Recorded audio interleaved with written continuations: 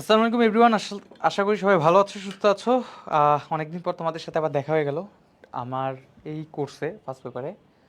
Last তোমাদের সাথে bryophyta pteridophyta এই চ্যাপ্টার নিয়ে দেখা হয়েছিল। আজকে তোমাদের সাথে একটা বড় অধ্যায় নিয়ে দেখা হবে। তোমরা অলরেডি রুটিন পেয়ে গেছো যে আমরা কী কী চ্যাপ্টারের ক্লাস আসলে নিতে চাচ্ছি। তো আগে তোমাদের সাথে কিছুক্ষণ কথা বলি, ক্লাসটা তারপরে আমরা শুরু করব। দ্রুত তোমরা তোমাদের বন্ধুদেরকে মেনশন দাও, এখনই চলে আসতে বলো। উদ্ভিদ শারীর তত্ত্ব এই অধ্যায়টা অনেক বেশি বলা যেতে পারে যে বায়োলজি ফার্স্ট পেপারের মধ্যে সবচেয়ে বড় অন্যতম একটি অধ্যায় হচ্ছে উদ্ভিদ শারীর তত্ত্ব। অর্থাৎ বায়োলজি ফার্স্ট পেপারে আমাদের প্রায় দুটি অধ্যায় বা অনেকগুলো অধ্যায় আছে অনেক বড় বড়, তার মধ্যে উদ্ভিদ শারীর তত্ত্ব কিন্তু অনেক বড়। এবং আমার পার্সোনালি মনে হয় যে বায়োলজি ফার্স্ট পেপারের মধ্যে যতগুলো অধ্যায় আছে সবচেয়ে লজিক্যাল, সবচেয়ে ইন্টারেস্টিং অধ্যায় হচ্ছে উদ্ভিদ শারীর তত্ত্ব। বিলিভ মি অর নট, আমি জানি এখানে অনেকেই আছো হয়তো বা এই অধ্যায়টা নিজে পড়েছো বা তোমাদের কলেজে পড়িয়েছে, তোমাদের কাছে খুব একটা ভালো লাগেনি কারণ অধ্যায়টার মধ্যে অনেক প্যাচ গোছ আছে। বাট আমি তোমাদেরকে একটা জিনিস বলি, সেটা হচ্ছে যে তোমাদের যারা একটু ফিজিক্স কেমিস্ট্রি মানে বায়োলজি ভালো লাগে, এই তিনটার সংমিশ্রণের একটা অধ্যায় হচ্ছে উদ্ভিদ শারীরতত্ত্ব। উদ্ভিদ মানে প্ল্যান্ট, আর শারীরতত্ত্ব মানে হচ্ছে ফিজিওলজি। আর শারীরতত্ত্ব জিনিসটা কি আসলে, দেখো তোমরা জুলজিতে অনেকগুলো চ্যাপ্টার পড়েছো, যারা পড়নি হয়তো বা পড়বা সামনে। যেমন আমাদের খাদ্য পরিপাক নিয়ে পরিপাক শোষণের একটা অধ্যায় আছে, তাই না? যে আমরা কিভাবে আসলে খাবারটা খেয়ে থাকি, সেই খাবারটা কিভাবে পরিপাক হয়। রক্তের অধ্যায় তোমরা পড়েছো যারা জুলজি কোর্সে আছে, যে রক্ত আমাদের দেহের মধ্যে কিভাবে সঞ্চালিত হচ্ছে। সামনে তোমাদের আরও অনেক অধ্যায় পড়ানো হবে। এই যে মানুষের দেহে যে কর্মকাণ্ডগুলো ঘটছে, রক্ত কিভাবে পরিবাহিত হচ্ছে, খাদ্য কিভাবে হজম হচ্ছে, কিভাবে আমাদের রক্ত থেকে বর্জ্য পদার্থ মূত্রের মাধ্যমে বেরিয়ে যাচ্ছে, এগুলোকে আসলে আমরা ফিজিওলজি বলি, এগুলোকে বলা হয় হিউম্যান ফিজিওলজি। তো তেমনই আমরা যদি আজকে যে বিষয় নিয়ে তোমাদের সাথে কথা বলবো সেটা হচ্ছে উদ্ভিদ শারীরতত্ত্ব নিয়ে, ঠিক আছে? আমি একটু সাউন্ডটা চেক করে দেখি। আচ্ছা, তো তেমনই, ওকে ফাইন। সাউন্ড আসলে আমার কণ্ঠের জন্য হয়তো বা কম লাগতেছিল। এখন আসলে তোমাদের আগে মেইন বিষয়টা একটু বোঝানোর চেষ্টা করি, সেটা হচ্ছে রুটিন পরিবর্তন করা হয়েছে নাকি। আসলে রুটিনটা একটু একটু পরিবর্তন করা হয়েছে তোমাদেরকে এখানে। আসলে জিনিসটা হয়তো বা আমি ক্লিয়ার করতে পারিনি, আমি আবার একটু ক্লিয়ার করে দিচ্ছি। আমাদের সচরাচর ক্লাসগুলো হয় হচ্ছে রবি মঙ্গল বৃহস্পতি সন্ধ্যা 7টা বা 6টা 45-এর দিকে, অ্যারাউন্ড এই সময় তোমরা ক্লাসগুলো করে থাকো। তো যেহেতু তোমাদের এখন ফুল সিলেবাস, অর্থাৎ পুরো বইটা তোমাদেরকে পড়তে হচ্ছে, তো আমরা ইতিমধ্যে বোটানির 8টা চ্যাপ্টার শেষ করেছি, একেবারে প্রথম থেকে শুরু করে অষ্টম চ্যাপ্টার পর্যন্ত। আমাদের বোটানির আর মাত্র 4টা চ্যাপ্টার আছে। এর মধ্যে এই উদ্ভিদ সাহিত্য, এটা যদি শেষ করতে পারি, সরি আর 3টা চ্যাপ্টার আছে।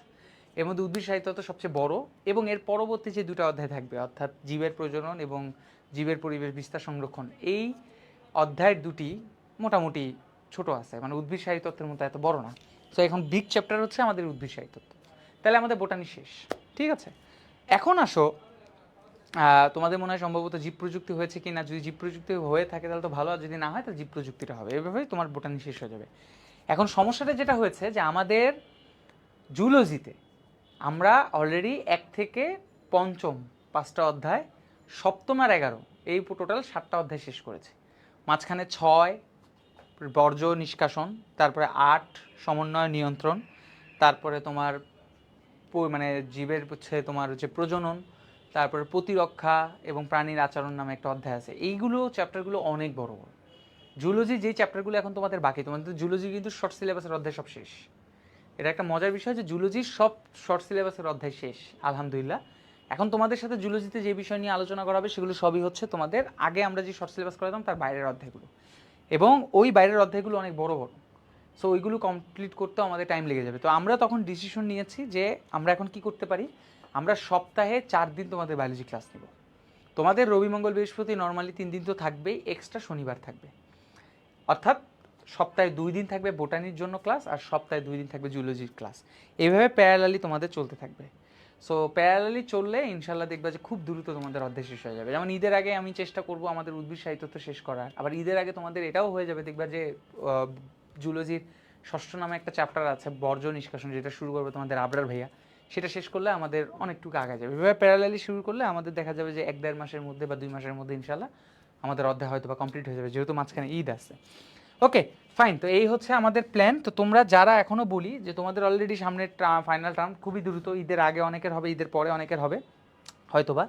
তো ঈদের আগে হোক বা পরে হোক, এরপরেই কিন্তু তোমাদের জুলজি ধরতে হবে। এখন অনেকেই আছে হয়তোবা শুধু বোটানি পড়তেছো, কলেজে ফার্স্ট পেপার পড়াচ্ছে, কিন্তু সেকেন্ড পেপার যখন টার্ম দেওয়া শুরু করবে তখন অল্প সময়ের মধ্যে সেকেন্ড পেপার কভার করাটা অনেক বেশি কঠিন হয়ে যাবে। তাই যারা যুক্ত হওয়া নাই দ্রুত যুক্ত হয়ে যাবে, ঠিক আছে? অনেক কথা বলে নিলাম, এই জিনিসগুলো ক্লিয়ার করলাম তোমাদের গ্রুপে, আবার আমরা সেকেন্ড পেপার গ্রুপেও তোমাদের সাথে ইনশাল্লাহ এই জিনিসগুলো নিয়ে ক্লিয়ার করব। ওকে, উদ্ভিদ শারীরতত্ত্ব আমরা শুরু করি তাহলে। তো উদ্ভিদ শারীরতত্ত্বের প্রথমেই শুরুতে আমরা যখন বইটা খুলবো, আমি তোমাদের শুরুতে বলেছি উদ্ভিদ শারীরতত্ত্ব কি। উদ্ভিদের তিনটা জিনিস হয়, তিনটা না চারটা জিনিস হয়। একটা হচ্ছে মাটি থেকে সে পানি শোষণ করে, পানি শোষণের পাশাপাশি সে মাটি থেকে বিভিন্ন ধরনের খনিজ আয়ন অর্থাৎ সোডিয়াম, পটাশিয়াম, ম্যাগনেসিয়াম, প্রয়োজনীয় যে আয়নগুলো আছে সেগুলো শোষণ করে। এখন এগুলো কিভাবে শোষণ করে সেটা নিয়ে আমরা এই অধ্যায় করব। দ্বিতীয়ত, তোমরা জানো যে যখন মাটি থেকে পানি শোষণ করা হয় তখন মানে উদ্ভিদ পানিটাকে বাষ্প আকারে পরিবেশের মধ্যে ছড়িয়ে দেয়। এখন এই পানিটাকে বাষ্প আকারে ছড়িয়ে দেয় পত্ররন্ধ্রের মাধ্যমে, কিভাবে ছড়ায় এই জিনিসগুলো নিয়ে আলোচনা করব। উদ্ভিদের সবচেয়ে ইম্পর্টেন্ট পার্ট, যেটা উদ্ভিদের একটা নিজস্ব বৈশিষ্ট্য, সেটা হচ্ছে সালোক সংশ্লেষণ। তোমরা সালোক সংশ্লেষণ সম্পর্কে 9-10 একটা ছোট্ট ধারণা পেয়েছো, সেই ধারণা সম্পর্কে তোমাদের বিস্তারিত আলোচনা করব। এরপরে পরবর্তীতে উদ্ভিদ কীভাবে গ্লুকোজ জাতীয় খাবারকে অক্সিজেনের সাহায্যে জারিত করে এটিপি তৈরি করে, সেই এটিপি তৈরির প্রক্রিয়া অর্থাৎ শ্বসন, সেটা নিয়ে আলোচনা করবো। এই চারটা পার্ট আমাদের এই অধ্যায়ের মধ্যে আলোচনা করা আছে। তো আমরা প্রথমে তোমাদের যে বিষয়গুলো নিয়ে আলোচনা করবো সেটা হচ্ছে খনিজ লবণ শোষণ, সিরিয়াল। তো সিরিয়ালি আমরা প্রথমে আগে একটু জেনে নিই যে আমরা যে উদ্ভিদ সাহিত্যত্ব পড়ছি, এই উদ্ভিদ সাহিত্যত্বের জনকটা কে আসলে। এই যে জনকের কথা বলা হয়েছে সেটা হচ্ছে উদ্ভিদ সাহিত্যত্বের জনক, সেটার নাম হচ্ছে স্টেফেন হেলস। তিনি সর্বপ্রথম এই উদ্ভিদের মধ্যে এই প্ল্যান্ট ফিজিওলজির এই গবেষণাগুলো সবার সামনে তুলে ধরেন, যে কিভাবে একটা খনিজ লবণ পানি শোষণ করতেছে, উদ্ভিদ প্রশোধনের মাধ্যমে পানি দেহের বাইরে বের করে দিচ্ছে, কিভাবে তোমার হচ্ছে সালোক সংশ্লেষণ হচ্ছে, এটা একটা সাধারণ ধারণা দেন। পরবর্তীতে বিভিন্ন বিজ্ঞানীরা ওই বিভিন্ন বিষয়গুলো নিয়ে বিস্তারিত মানে গবেষণা করে আমাদের সামনে তুলে ধরেন। তাই যেহেতু সর্বপ্রথম উদ্ভিদ শারীরতত্ত্বের জনক স্টেফেন হেলস, যেহেতু স্টেফেন হেলস সর্বপ্রথম এই বিষয়টা নিয়ে পৃথিবীর সবার সামনে তুলে ধরে, তাই তাকে উদ্ভিদ শারীরতত্ত্বের জনক বলে। এবার আসো, যেহেতু আমরা খনিজ লবণ পরিশোষণ পড়ছি, তাহলে আমাদের 2 নম্বর পয়েন্ট হচ্ছে এই যে আমরা খনিজ লবণ শোষণের কথা বলছি, এই খনিজ লবণ শোষণের ক্ষেত্রে আমাদের মেইনলি এই লবণ পরিশোষণ অঙ্গ কোনটা? কারণ উদ্ভিদের তো অনেক অংশ আছে, তাই না? মাটির নিচে থাকে মূল, উপরে থাকে কাণ্ড, ডালপালা, পাতা, শাখা পোশাক, অনেক কিছু আছে। মেইনলি যেহেতু লবণ পরিশোষণটা উদ্ভিদ মাটি থেকে গ্রহণ করে, এই কারণে লবণ পরিশোষণ অঙ্গ হিসাবে উদ্ভিদের মূলকে আমরা বিবেচনা করি। কাকে বিবেচনা করি? উদ্ভিদের মূল। তাহলে উদ্ভিদের মূল হচ্ছে আমাদের লবণ পরিশোষণ অঙ্গ। অন্যান্য আনুষঙ্গিক অঙ্গ থাকতে পারে, বা প্রধান অঙ্গ হচ্ছে মূল, যে মাটি থেকে মেইনলি পানি শোষণ করবে এবং পানির সাথে সাথে খনিজ লবণ শোষণ করবে। তাহলে এটা গেল উদ্ভিদের খনিজ লবণ শোষণের অঙ্গ। এখন প্রশ্ন হচ্ছে যে ভাইয়া, এই যে আমরা স্থলজ উদ্ভিদের ক্ষেত্রে কোন অংশ আর জলজ উদ্ভিদের ক্ষেত্রে কোন অংশ হয়ে থাকে সেটা একটু যদি বললে ভালো হতো। কারণ আমরা জানি যে উদ্ভিদ মাটিতেও থাকে, আবার কিছু উদ্ভিদ আছে যারা পানিতে সারা জীবন বসবাস করে। যারা মাটিতে থাকে তাদেরকে আমরা স্থলজ উদ্ভিদ বলি। এখন আমাদের যদি মূলের কথা বলি, যে ধর এটা একটা মূল, এই মূলের সব অংশই কি উদ্ভিদের খনিজ লবণ শোষণের ক্ষেত্রে একত্রে কাজ করে থাকে? না। মেইনলি উদ্ভিদের একেবারে মূলের যে এই যে প্রান্ত অংশ, অর্থাৎ যেটাকে আমরা বলে থাকি অগ্রভাগ, এটাকে আমরা কি বলি? এটাকে আমরা বলে থাকি হচ্ছে অগ্রভাগ। এই অগ্রভাগ একেবারে মূলের প্রান্তের অংশটা, যে অংশে শুধুমাত্র ভাজক টিস্যু থাকে। অগ্রভাগে কি থাকে? ভাজক টিস্যু থাকে, ঠিক আছে? ভাজক টিস্যু থাকে। অগ্রভাগে কি থাকবে ভাইয়া? অগ্রভাগে থাকবে হচ্ছে ভাজক টিস্যু। তোমরা টিস্যুর অধ্যায় পড়েছো, যারা পড়োনি তারা এটা পড়ে নিও, তাহলে আরো ভালোভাবে ক্লিয়ার করতে পারবা বা রিলেট করতে পারবা।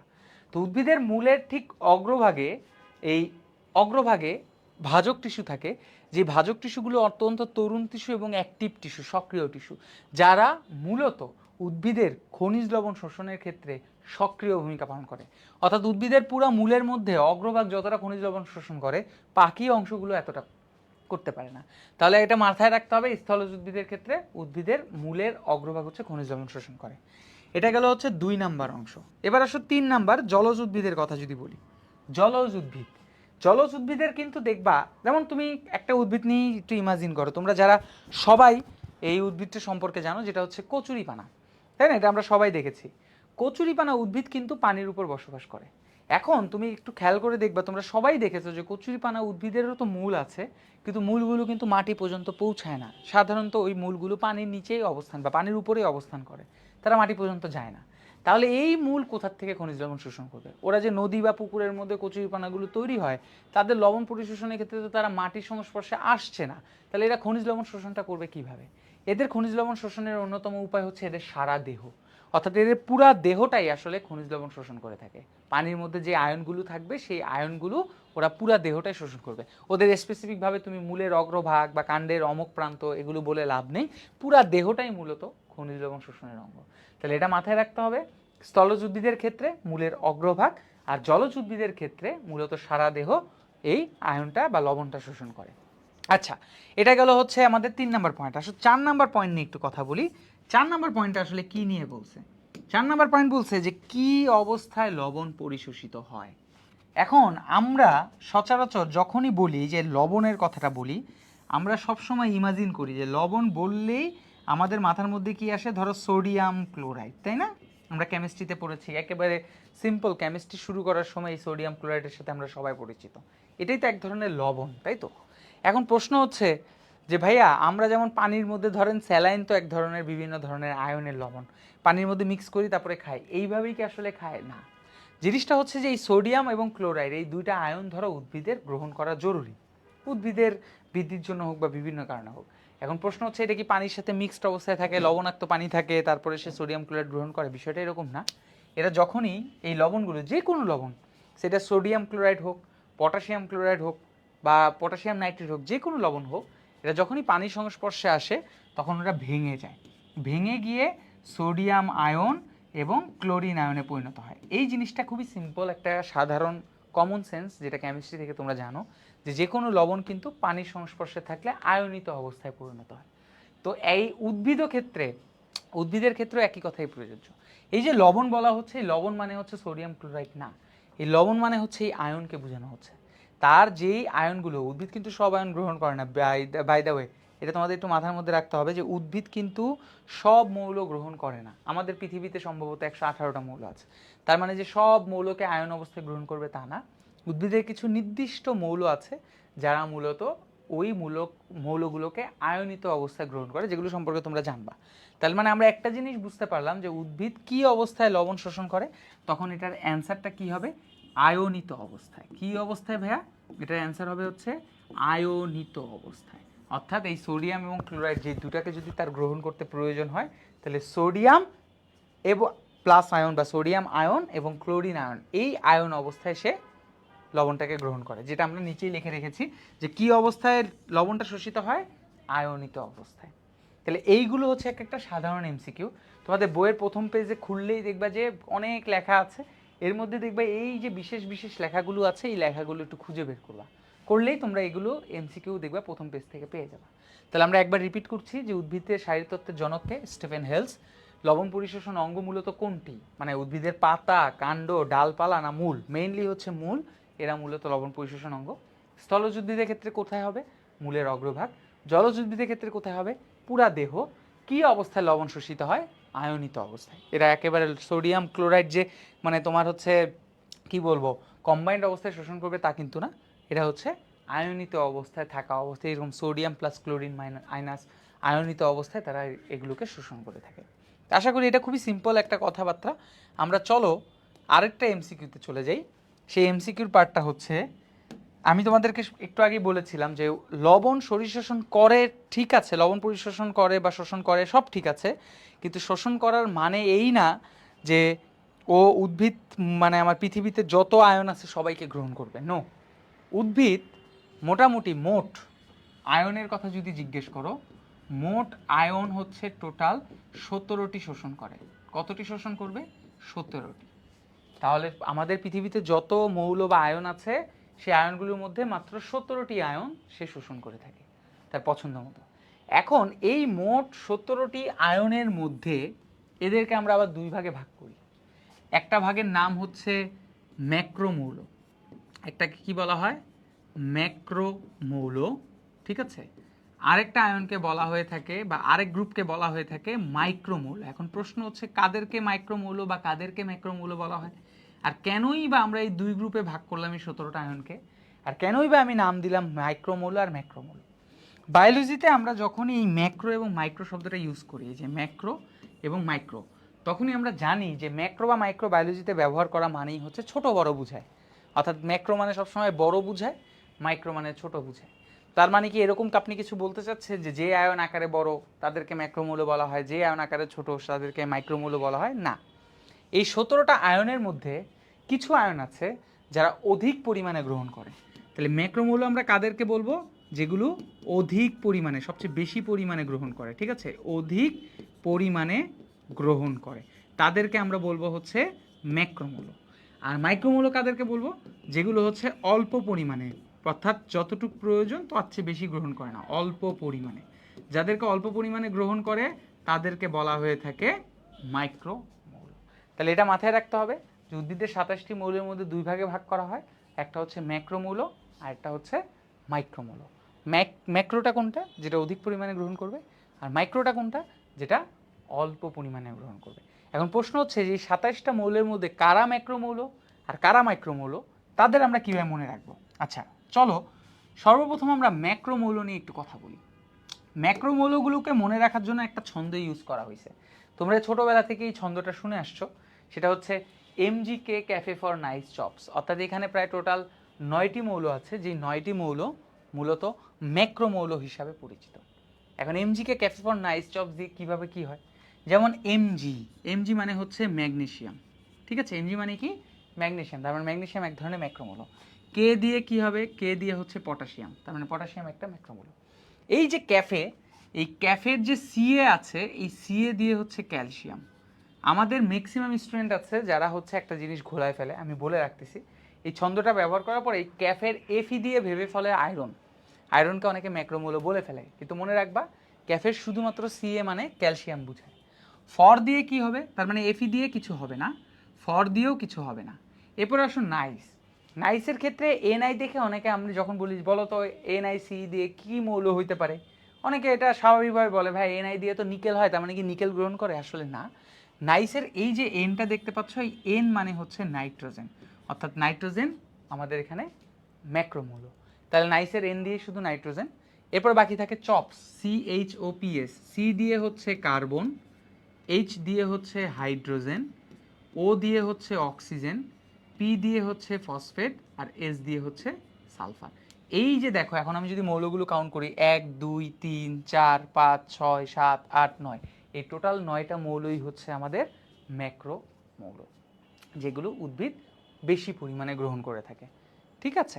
তাহলে আমরা এই ছন্দ দিয়ে মনে রাখতে পারি MGK cafe for nice chops, যেখানে এই magnesium, calcium, potassium, nitrogen, carbon, hydrogen, oxygen, phosphorus, sulphur, এরা সবাই হচ্ছে অধিক পরিমাণে গ্রহণ করে দেখে এটাকে ম্যাক্রোমৌল বলে। তাহলে এই 9টা যদি ম্যাক্রোমৌল হয়, তাহলে টোটাল 17টা মৌলের মধ্যে 9টা বাদ দিলে বাকি থাকে 8টা। এখন এই 8টা মৌল কোনগুলো? এই যে দেখো, এগুলো হচ্ছে মাইক্রোমৌল। এখন এই মৌলগুলোকে বলা হয় মাইক্রো। কোনগুলোকে? ক্লোরিন, ব্রোমিন, তারপরে লৌহ বা ferrous, manganese, zinc, copper, nickel, molybdenum. এখন তোমার কথা হচ্ছে ভাইয়া আপনি যেমন ম্যাক্রোমৌল মনে রাখার জন্য একটা ছন্দ দিচ্ছেন, মাইক্রোমৌলের জন্য দিবেন না? না, মাইক্রোমৌল আমরা পড়বই না, মাইক্রোমৌল আমরা পড়বো না। আমরা চেষ্টা করব যে সবসময় কীভাবে স্মার্ট ওয়েতে পড়তে পারি। স্মার্ট ওয়ে কেন? তুমি যদি শুধু ম্যাক্রোমৌল মনে রাখো তাহলেই এনাফ, কারণ এই মৌলগুলোর বাদে MGK cafe for nice chops, এই মৌলগুলো বাদে যত মৌলই আসবে সবাই হচ্ছে মাইক্রোমৌল। এটা টেনশন করার কিছু নাই যে অবজেক্টিভের ক্ষেত্রে ভাই এমন কোনো মৌল দিল যে এই মৌলটা এই দুইটার মধ্যে নাই, তখন তো আমি কনফিউজড হয়ে যেতে পারি।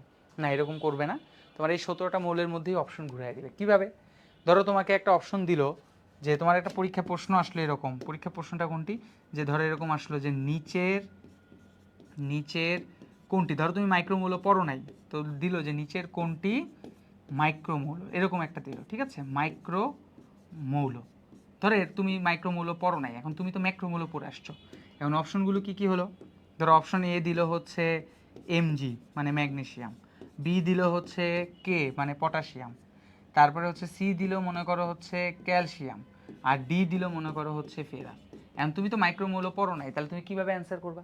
তাহলে এই প্রশ্নের অ্যান্সারটা কী হতে পারে? এই যে MGK ক্যাফে মানে MG ম্যাগনেসিয়াম, পটাশিয়াম, ক্যালসিয়াম, তুমি এটা জানো যে এরা সবাই হচ্ছে ম্যাক্রোমৌল, তাহলে বাকি থাকে কে? ফেরাস, লৌহ, তাহলে লৌহ হচ্ছে মাইক্রোমৌল। এইভাবে তুমি মনে রাখতে পারবা। তাহলে একটা সাইড মনে রাখলে তোমার আরেকটা সাইড পড়ার কোনো প্রয়োজন নেই। তাহলে তুমি মাইক্রোমৌল না পড়লেও তোমার কোনো সমস্যা নেই। এখন আসো 3 নাম্বার একটা অংশ নিয়ে কথা বলি। ম্যাক্রোমৌল, মাইক্রোমৌল বাদে আমাদের আরেকটা গ্রুপে ভাগ করা হয়, যেটার নাম হচ্ছে উপকারী মৌল। এইটা আবার কি? এইটা হচ্ছে আলাদা, এটা হচ্ছে স্পেসিফিক কিছু উদ্ভিদের জন্য নির্দিষ্ট। স্পেসিফিক কিছু উদ্ভিদের জন্য নির্দিষ্ট মানে কি? দেখো, উপকারী মৌল কাদেরকে বলা হবে? উপকারী মৌল সেই সকল মৌলকে বলা হবে যারা স্পেশালি কিছু উদ্ভিদের জন্য ফিক্সড, ওটা দরকার তার জন্য। মানে আমি যদি তোমাদেরকে একটু উদাহরণ দিই, দেখো এখানে আমি 4টা উপকারী মৌলের নাম লিখে রাখছি। একটা হচ্ছে আয়োডিন, একটা হচ্ছে সোডিয়াম, সিলিকন, আর একটা হচ্ছে কোবাল্ট। এই 4টা মৌলকে, এরকম আরও অনেক মৌল আছে, তোমাদের বইয়ের মধ্যে যে মৌলগুলো আছে সেগুলোর কথাই বলছি, যে এই 4টা মৌলকে উপকারী মৌল বলা হয়েছে। এই উপকারী মৌলটা কি? যেমন ধরো আয়োডিনের কথা যদি বলি, তাহলে আয়োডিন হচ্ছে সামুদ্রিক শৈবালের জন্য প্রয়োজনীয়। সামুদ্রিক শৈবাল, ঠিক আছে, সামুদ্রিক শৈবাল, যেটা মূলত ওরা সমুদ্রের পানি থেকেই ওরা গ্রহণ করে থাকে। মানে যারা সামুদ্রিক শৈবাল আছে, সামুদ্রিক শৈবালও তো এক ধরনের উদ্ভিদ, নিম্ন শ্রেণীর উদ্ভিদ, তারা তো এই ম্যাক্রোমোল মাইক্রোমোল তো গ্রহণ করেই, কিন্তু তাদের নিজেদের বৃদ্ধির জন্য, নিজেদের ভালোর জন্য তারা আয়োডিনও গ্রহণ করে থাকে।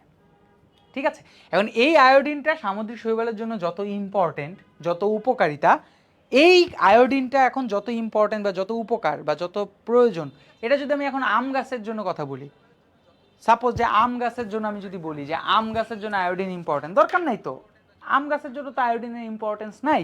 তাহলে আয়োডিন শুধুমাত্র উপকারী মৌল, মানে এটাই বোঝানো হচ্ছে যে যেই মৌলটা মূলত একটি উদ্ভিদের জন্য নির্দিষ্ট এবং ওটা অত্যন্ত জরুরি, এটা ছাড়া ওই উদ্ভিদ গ্রো করতে পারবে না।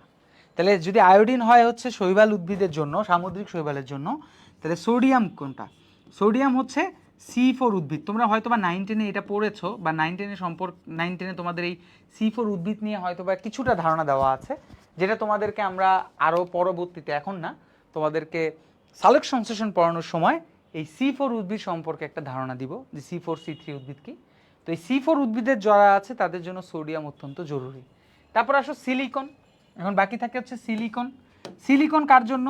সিলিকন আসলে দেখো, সিলিকন মূলত তোমরা জানো যে SiO2 এইরকম একটা যৌগ যদি লিখি তাহলে এটার অর্থ কি বোঝায়? এটার অর্থ বোঝায় হচ্ছে বালি, তাই না? সিলিকন ডাইঅক্সাইড হচ্ছে বালি। এই বালিতে জন্মায় হচ্ছে ঘাস। তাহলে যত ঘাস জাতীয় উদ্ভিদ আছে তাদের জন্য সিলিকন খুবই গুরুত্বপূর্ণ। তোমরা কখনো দেখছো কিনা জানি না, যদি কখনো কোনো মাঠে ঘাস রোপণ করা হয়, তো নর্মালি কি হয় যে দেখা যায় যে যে কোনো বড় একটা জমিতে কোনো একটা ধান হোক, গম হোক রোপণ করা হলে সেটা মাটিতে রোপণ করা হয়। কিন্তু ঘাস যদি তুমি তোমার কোনো ফাঁকা জায়গায় উৎপাদন করতে চাও, তাহলে মাটির উপরে তোমাকে বালি দিতে হয়। কেন? কারণ এই ঘাসের অন্যতম একটি মৌল হচ্ছে সিলিকন, যেটা তার দরকার, সেটা সিলিকন ডাইঅক্সাইড অর্থাৎ বালি থেকে পায়। এই জন্য ঘাসের উপকারী মৌল হচ্ছে সিলিকন। আর বাকি থাকে হচ্ছে কোবাল্ট।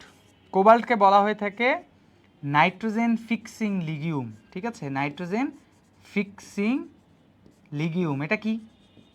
এটা কোন উদ্ভিদ? এইটা হচ্ছে, এটা কোন উদ্ভিদ সেটা বলছি। এটা এক ধরনের ছোট ঘাস জাতীয় উদ্ভিদ, ছোট ছোট মাঝারি আকারের ঘাস জাতীয় উদ্ভিদ। তো ওই মাঝারি জাতীয় ঘাস জাতীয় উদ্ভিদগুলো মূলত মাটি, মানে বায়ুমণ্ডল থেকে নাইট্রোজেন গ্রহণ করে সেটা মাটিতে সরবরাহ করে। খুবই উপকারী একটা মৌল, এবং এটা পরবর্তীতে আমাদের ওই ঘাসগুলো জাতীয় উদ্ভিদগুলোকে পশু পাখির খাদ্য হিসাবে কিংবা ঝাড়ু বা অন্যান্য অনেক কাজে আমরা ব্যবহার করতে পারি। তো এই উদ্ভিদের বৃদ্ধির জন্য স্পেশালি মাটিতে কোবাল্টের অত্যন্ত জরুরি। কোবাল্টটা ওর জন্য ফিক্সড, ওটা লাগবেই, এটা ছাড়া ও সে গ্রো করতে পারবে না। তাহলে আমরা একটা জিনিস বুঝতে পারলাম যে ম্যাক্রোমৌল মাইক্রোমৌল বাদেও আমাদের আরেকটা মৌল আছে যাদেরকে আমরা স্পেসিফিকভাবে উপকারী মৌল বলি, এবং উপকারী মৌল সেই সকল মৌলগুলোকে বলা হয় যারা মূলত ওই উদ্ভিদের জন্য খুবই জরুরি। যেমন আয়োডিন সামুদ্রিক শৈবালের জন্য, সোডিয়াম C4 উদ্ভিদের জন্য, সিলিকন ঘাস জাতীয় উদ্ভিদের জন্য, আর কোবাল্ট হচ্ছে নাইট্রোজেন ফিক্সিং লিগিউম এই জাতীয় উদ্ভিদের জন্য। ঠিক আছে, এটা একটু মাথার মধ্যে রাখতে হবে। ওকে, এখন বাজে হচ্ছে 28। এর মধ্যে একজন লিখছে কিউট দেন, NI নৌশাদ। কিউট কি ভাই? আচ্ছা কিউট কি? 28 মিনিটের মধ্যে কিউট চাচ্ছে, কিউট দেন। কিউটটা কি? কিউট আবার কেমনে দেয় রে? ওকে, আমরা একটু পড়ায় ফিরি। ঠিক আছে, তোমরা এত মজা, এত ফানি, মানে কি বলবো, এই কমেন্টগুলো কেন জানি চোখে পড়ে যায়। কিউট দেন। আচ্ছা কিউট কি আমাকে একটু জানাও। আর ক্লাস শুরু করছি মনে করো ধরো 26-27 মিনিট হয় রে, কিউট চাচ্ছে কেন? ছেলেটা কিউট চাইলো কেন বলো তো? ও আচ্ছা ছুটি হবে। ও আচ্ছা, এই তো তাই। ভাই রে ভাই, কই ছুটি কেউ কিউট। আমি বলে কি রে ভাই, হঠাৎ করে এখানে বলতেছে কিউট দেন। আমি আবার ভাবলাম যে অনেকদিন পর ক্লাস নিতে আসলাম, কিউট কি কোনো স্পেশাল ফিচার কিনা যে কিউট দিতে হবে। ওকে, কিউট পরে দিব, আগে আমরা পড়ায় ফিরি। খনিজ লবণ পরিশোষণের ক্ষেত্রে এবার আসো পদ্ধতি নিয়ে কথা বলি। তো এতক্ষণ ধরে তোমাদেরকে প্রাইমারিভাবে কিছু আলোচনা করলাম যে খনিজ লবণ কি কি আয়ন শোষণ করা হয়ে থাকে, কিভাবে কোন অঙ্গ উদ্ভিদের শোষণ করা হয়ে থাকে। এখন আসো মজার বিষয়ে যাই, এখন আমরা ডিপে ঢুকবো। আস্তে আস্তে মনে রাখবে এই ক্লাস যত যাইতে থাকবে, যত পর্ব যেতে থাকবে, তত ডিপ ক্লাস বাড়তে থাকবে। তোমরা এখনো জানোই না যে আমরা আজকে কি বিষয় নিয়ে আলোচনা করব। ওই বিষয়গুলো ভালোভাবে বুঝতে হলে পুরা মাথা ঠান্ডা রাখতে হবে, ঠিক আছে? আচ্ছা, এখন আসো খনিজ লবণ শোষণ। এতক্ষণ তোমরা জানলাম যে লবণগুলো কারা কারা কী কী ধরনের শোষণ করে থাকে, এক্সেট্রা এক্সেট্রা। কিন্তু উদ্ভিদ মাটি থেকে কিভাবে এই আয়নগুলো শোষণ করে সেই প্রক্রিয়া অবশ্যই আমাদের জানা অত্যন্ত জরুরি। তাতে লাগবে না? ও আচ্ছা, আরেকটা জিনিস মনে হয় আমাদের একটু বাকি আছে, একটা এক্সট্রিমলি সরি, এটা একটু স্কিপ হয়ে গেছে। এটা যে আমরা আসলে মানে তোমাদের মানে ওই কিউট দেন দেখতে যে এই দুটা লাইন স্কিপ করে ফেলছি। সেটা হচ্ছে খুবই ইম্পর্টেন্ট, মেডিকেল অ্যাডমিশন টেস্টে এটা আসছে। মেডিকেল অ্যাডমিশন টেস্ট, সেটা হচ্ছে ম্যাট। তোমরা যারা মেডিকেল অ্যাডমিশন টেস্ট পরীক্ষা দিবা তাদের জন্য খুবই গুরুত্বপূর্ণ। মেডিকেল অ্যাডমিশন টেস্টে পর 2 বছর এরকম আসছে, মানে এমন হয়েছে যে ধরো 2020-এ আসছে, তারপর আবার পরের বছর 2021-এ আসছে। সেটা কি? এই যে এতগুলো আয়নের কথা তোমাদেরকে বললাম, এগুলো হচ্ছে উদ্ভিদের খাবারের মতো। তো তোমাদেরকেও যদি বলি যে ধরো তোমার এতগুলো খাবারের মধ্যে পছন্দের খাবার কোনটি, তুমি অবশ্যই বলবা এই খাবারটা আমার পছন্দ এবং ওটা বেশি খাবা। তাহলে এতগুলো আয়নের মধ্যে কোন আয়নটা সবচেয়ে দ্রুত গতিতে শোষিত হয়? তার মানে 1 নম্বর পয়েন্ট হচ্ছে দ্রুত গতিতে শোষিত হওয়া। দ্রুত গতিতে শোষিত হওয়া, তার মানে কোন আয়নটা তোমার দ্রুত গতিতে শোষিত হয়ে থাকে, ঠিক আছে? কোন আয়নটা মূলত দ্রুত গতিতে শোষিত হয়। এতগুলো আয়নের মধ্যে কোন আয়ন দুটা হচ্ছে দ্রুত গতিতে শোষিত হবে? একটা পজিটিভ আয়ন, একটা নেগেটিভ আয়ন। পজিটিভের গ্রুপ থেকে একটা আয়ন আসবে যেটা দ্রুত গতিতে শোষিত হয়, নেগেটিভের দিক থেকে একটা আয়ন আসবে যেটা দ্রুত গতিতে শোষিত হয়। তো দ্রুত গতিতে শোষিত হবে, মনে রাখবা, পটাশিয়াম নাইট্রেট, KNO3। KNO3 কিভাবে? এই যে পটাশিয়ামের K প্লাস আর নাইট্রেটের মাইনাস। তার মানে পজিটিভ যদি ক্যাটায়নের কথা বলে, তোমরা তো জানো তাই না? এগুলো আবার যদি এখন কেউ কমেন্ট করে বলে ভাই ক্যাটায়ন অ্যানায়ন কি, তাহলে তো বিপদ, তাহলে তো আমার এখানে অজ্ঞান হওয়া ছাড়া উপায় নেই। তোমরা এতটুকু তো জানো যে পজিটিভ চার্জকে আমরা ক্যাটায়ন বলি, নেগেটিভ চার্জকে অ্যানায়ন বলি। তো এই যে এতগুলো মৌলের কথা বললাম, এখানে অবশ্যই কেউ না কেউ ক্যাটায়ন, কেউ না কেউ অ্যানায়ন আছে। এই এতগুলো আয়নের মধ্যে ক্যাটায়ন হচ্ছে পটাশিয়াম, যেটা দ্রুত গতিতে খুব পছন্দের সহকারে শোষণ করে, খুব দ্রুত শোষিত করে অন্যান্য সকল আয়নের থেকে। আর নেগেটিভ আয়নের ক্ষেত্রে নাইট্রেট আয়ন, এটা দ্রুত গতির শোষণ আয়ন, ঠিক আছে? এটা যদি দ্রুত গতির হয় তাহলে অবশ্যই মন্থর গতি মানে ধীর গতির শোষণ আয়নও আছে, যে আয়নটা হচ্ছে মনে করো তোমার আস্তে আস্তে মনে করো শোষণ করে থাকে, অল্প, মানে অন্যান্য আয়নের থেকে অনেক ধীর গতিতে আয়ন শোষিত হয়। এরকম দুটো আয়নের কথা যদি জিজ্ঞেস করো তাহলে এটা হচ্ছে ক্যালসিয়াম সালফেট। ক্যালসিয়াম সালফেট, অর্থাৎ ক্যাটায়নের দিক থেকে ক্যালসিয়াম 2+ এবং অ্যানায়নের দিক থেকে সালফেট 2-। এরা হচ্ছে ধীর গতিতে শোষিত হয়। এখন মেডিকেল অ্যাডমিশন টেস্টে আমার সালটা এক্স্যাক্টলি মনে নেই, তো আমার এতটুকু মনে আছে যে ধরো 2021 সালে এরকম একটা প্রশ্ন আসছিল যে নিচের কোন ক্যাটায়নটি দ্রুত গতিতে শোষিত হয়। 2021 সালে ধরো এরকম আসছিল যে পটাশিয়াম আয়নটা দ্রুত গতিতে শোষিত হয়। ঠিক তার পরের বছরই মানে 2022 সালের দিকে তোমার এরকম প্রশ্ন আসছিল যে নিচের কোন অ্যানায়নটি ধীর গতিতে শোষিত হয়, অর্থাৎ সালফেট আয়নটি ধীর গতিতে শোষিত হয়। তাহলে কোন আয়নটি দ্রুত গতিতে শোষিত হবে, ক্যাটায়ন অ্যানায়ন, এবং ধীর গতিতে কারা কারা, এটা আমাদের একটু মাথার মধ্যে রাখতে হবে। ওকে, এবার আসো আমরা যে বিষয় নিয়ে তোমাদের সাথে আসলে কথা বলতে চাচ্ছিলাম সেটা নিয়ে একটু কথা বলি। সেটা হচ্ছে এই যে আমাদের খনিজ লবণ, এই খনিজ লবণ কিভাবে শোষণ করে এইগুলোর এক গাদা মতবাদ তোমার বইয়ের মধ্যে দেওয়া আছে। তার মধ্যে কিছু মতবাদকে ভাগ করা হয়েছে আদি মতবাদ, কিছু মতবাদকে আবার ভাগ করা হয়েছে আধুনিক মতবাদ।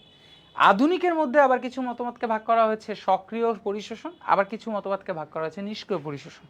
তো আমরা শুরুর মতবাদ নিয়ে আমরা আগে সব তোমাদের সাথে আলোচনাটা শুরু করি যে প্রাচীনকালে বিজ্ঞানীরা কি বলতো খনিজ লবণ কিভাবে শোষণ হয়। এখন মজার বিষয় একটা কথা বলি, এই প্রতি বছর যখন এই অধ্যায়টা পড়ানো হয় ম্যাক্সিমাম স্টুডেন্ট আমাকে কোশ্চেন করে যে ভাই আপনি এতগুলো থিওরি পড়াইলেন, এইভাবে এইভাবে এইভাবে এইভাবে খনিজ লবণ শোষণ হয়, উদ্ভিদ কোন ওয়েটাকে আসলে ব্যবহার করে, বা উদ্ভিদ কোন ওয়েটাকে ব্যবহার করে আসলে খনিজ লবণ শোষণ করে? বিভিন্ন বিজ্ঞানী তো বিভিন্ন মতবাদ দিয়ে রাখছে।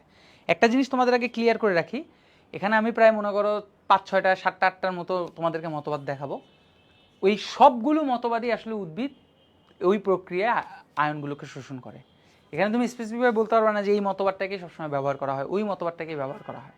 এটার মানে হচ্ছে যে উদ্ভিদ যখন যেই পরিস্থিতিতে থাকে সেই পরিস্থিতি অনুযায়ী এই মতবাদ অনুযায়ী শোষণ করে। তাহলে আমরা প্রথমে দেখি, প্রথম মতবাদের নাম দেওয়া হয়েছে কার্বন ডাই অক্সাইড মতবাদ। চলো আমরা একটু কেমিস্ট্রি পড়ি। আজকে এই পড়াটার মাধ্যমে তুমি মজা পাবো যে আরে কেমিস্ট্রি পড়তে আসছি দেখি বায়োলজি ক্লাসে, খুব মজার ইন্টারেস্টিং কথা বলবো। সর্বোচ্চ মানে সবার আগে এখানে বলা হয়েছে কার্বন ডাই অক্সাইড এক্সচেঞ্জ মতবাদ। এই ঘটনাটা কি? আচ্ছা, সর্বপ্রথম আমি তোমাদেরকে একটা জিনিস বলি, একটু রিমাইন্ড করে দিই। তোমরা জানো যে কোষ, আমাদের মানুষের কোষ বলো বা উদ্ভিদের কোষ বলো, এই কোষ অক্সিজেনের সাহায্যে একটা প্রক্রিয়া করে, তার নাম হচ্ছে শ্বসন।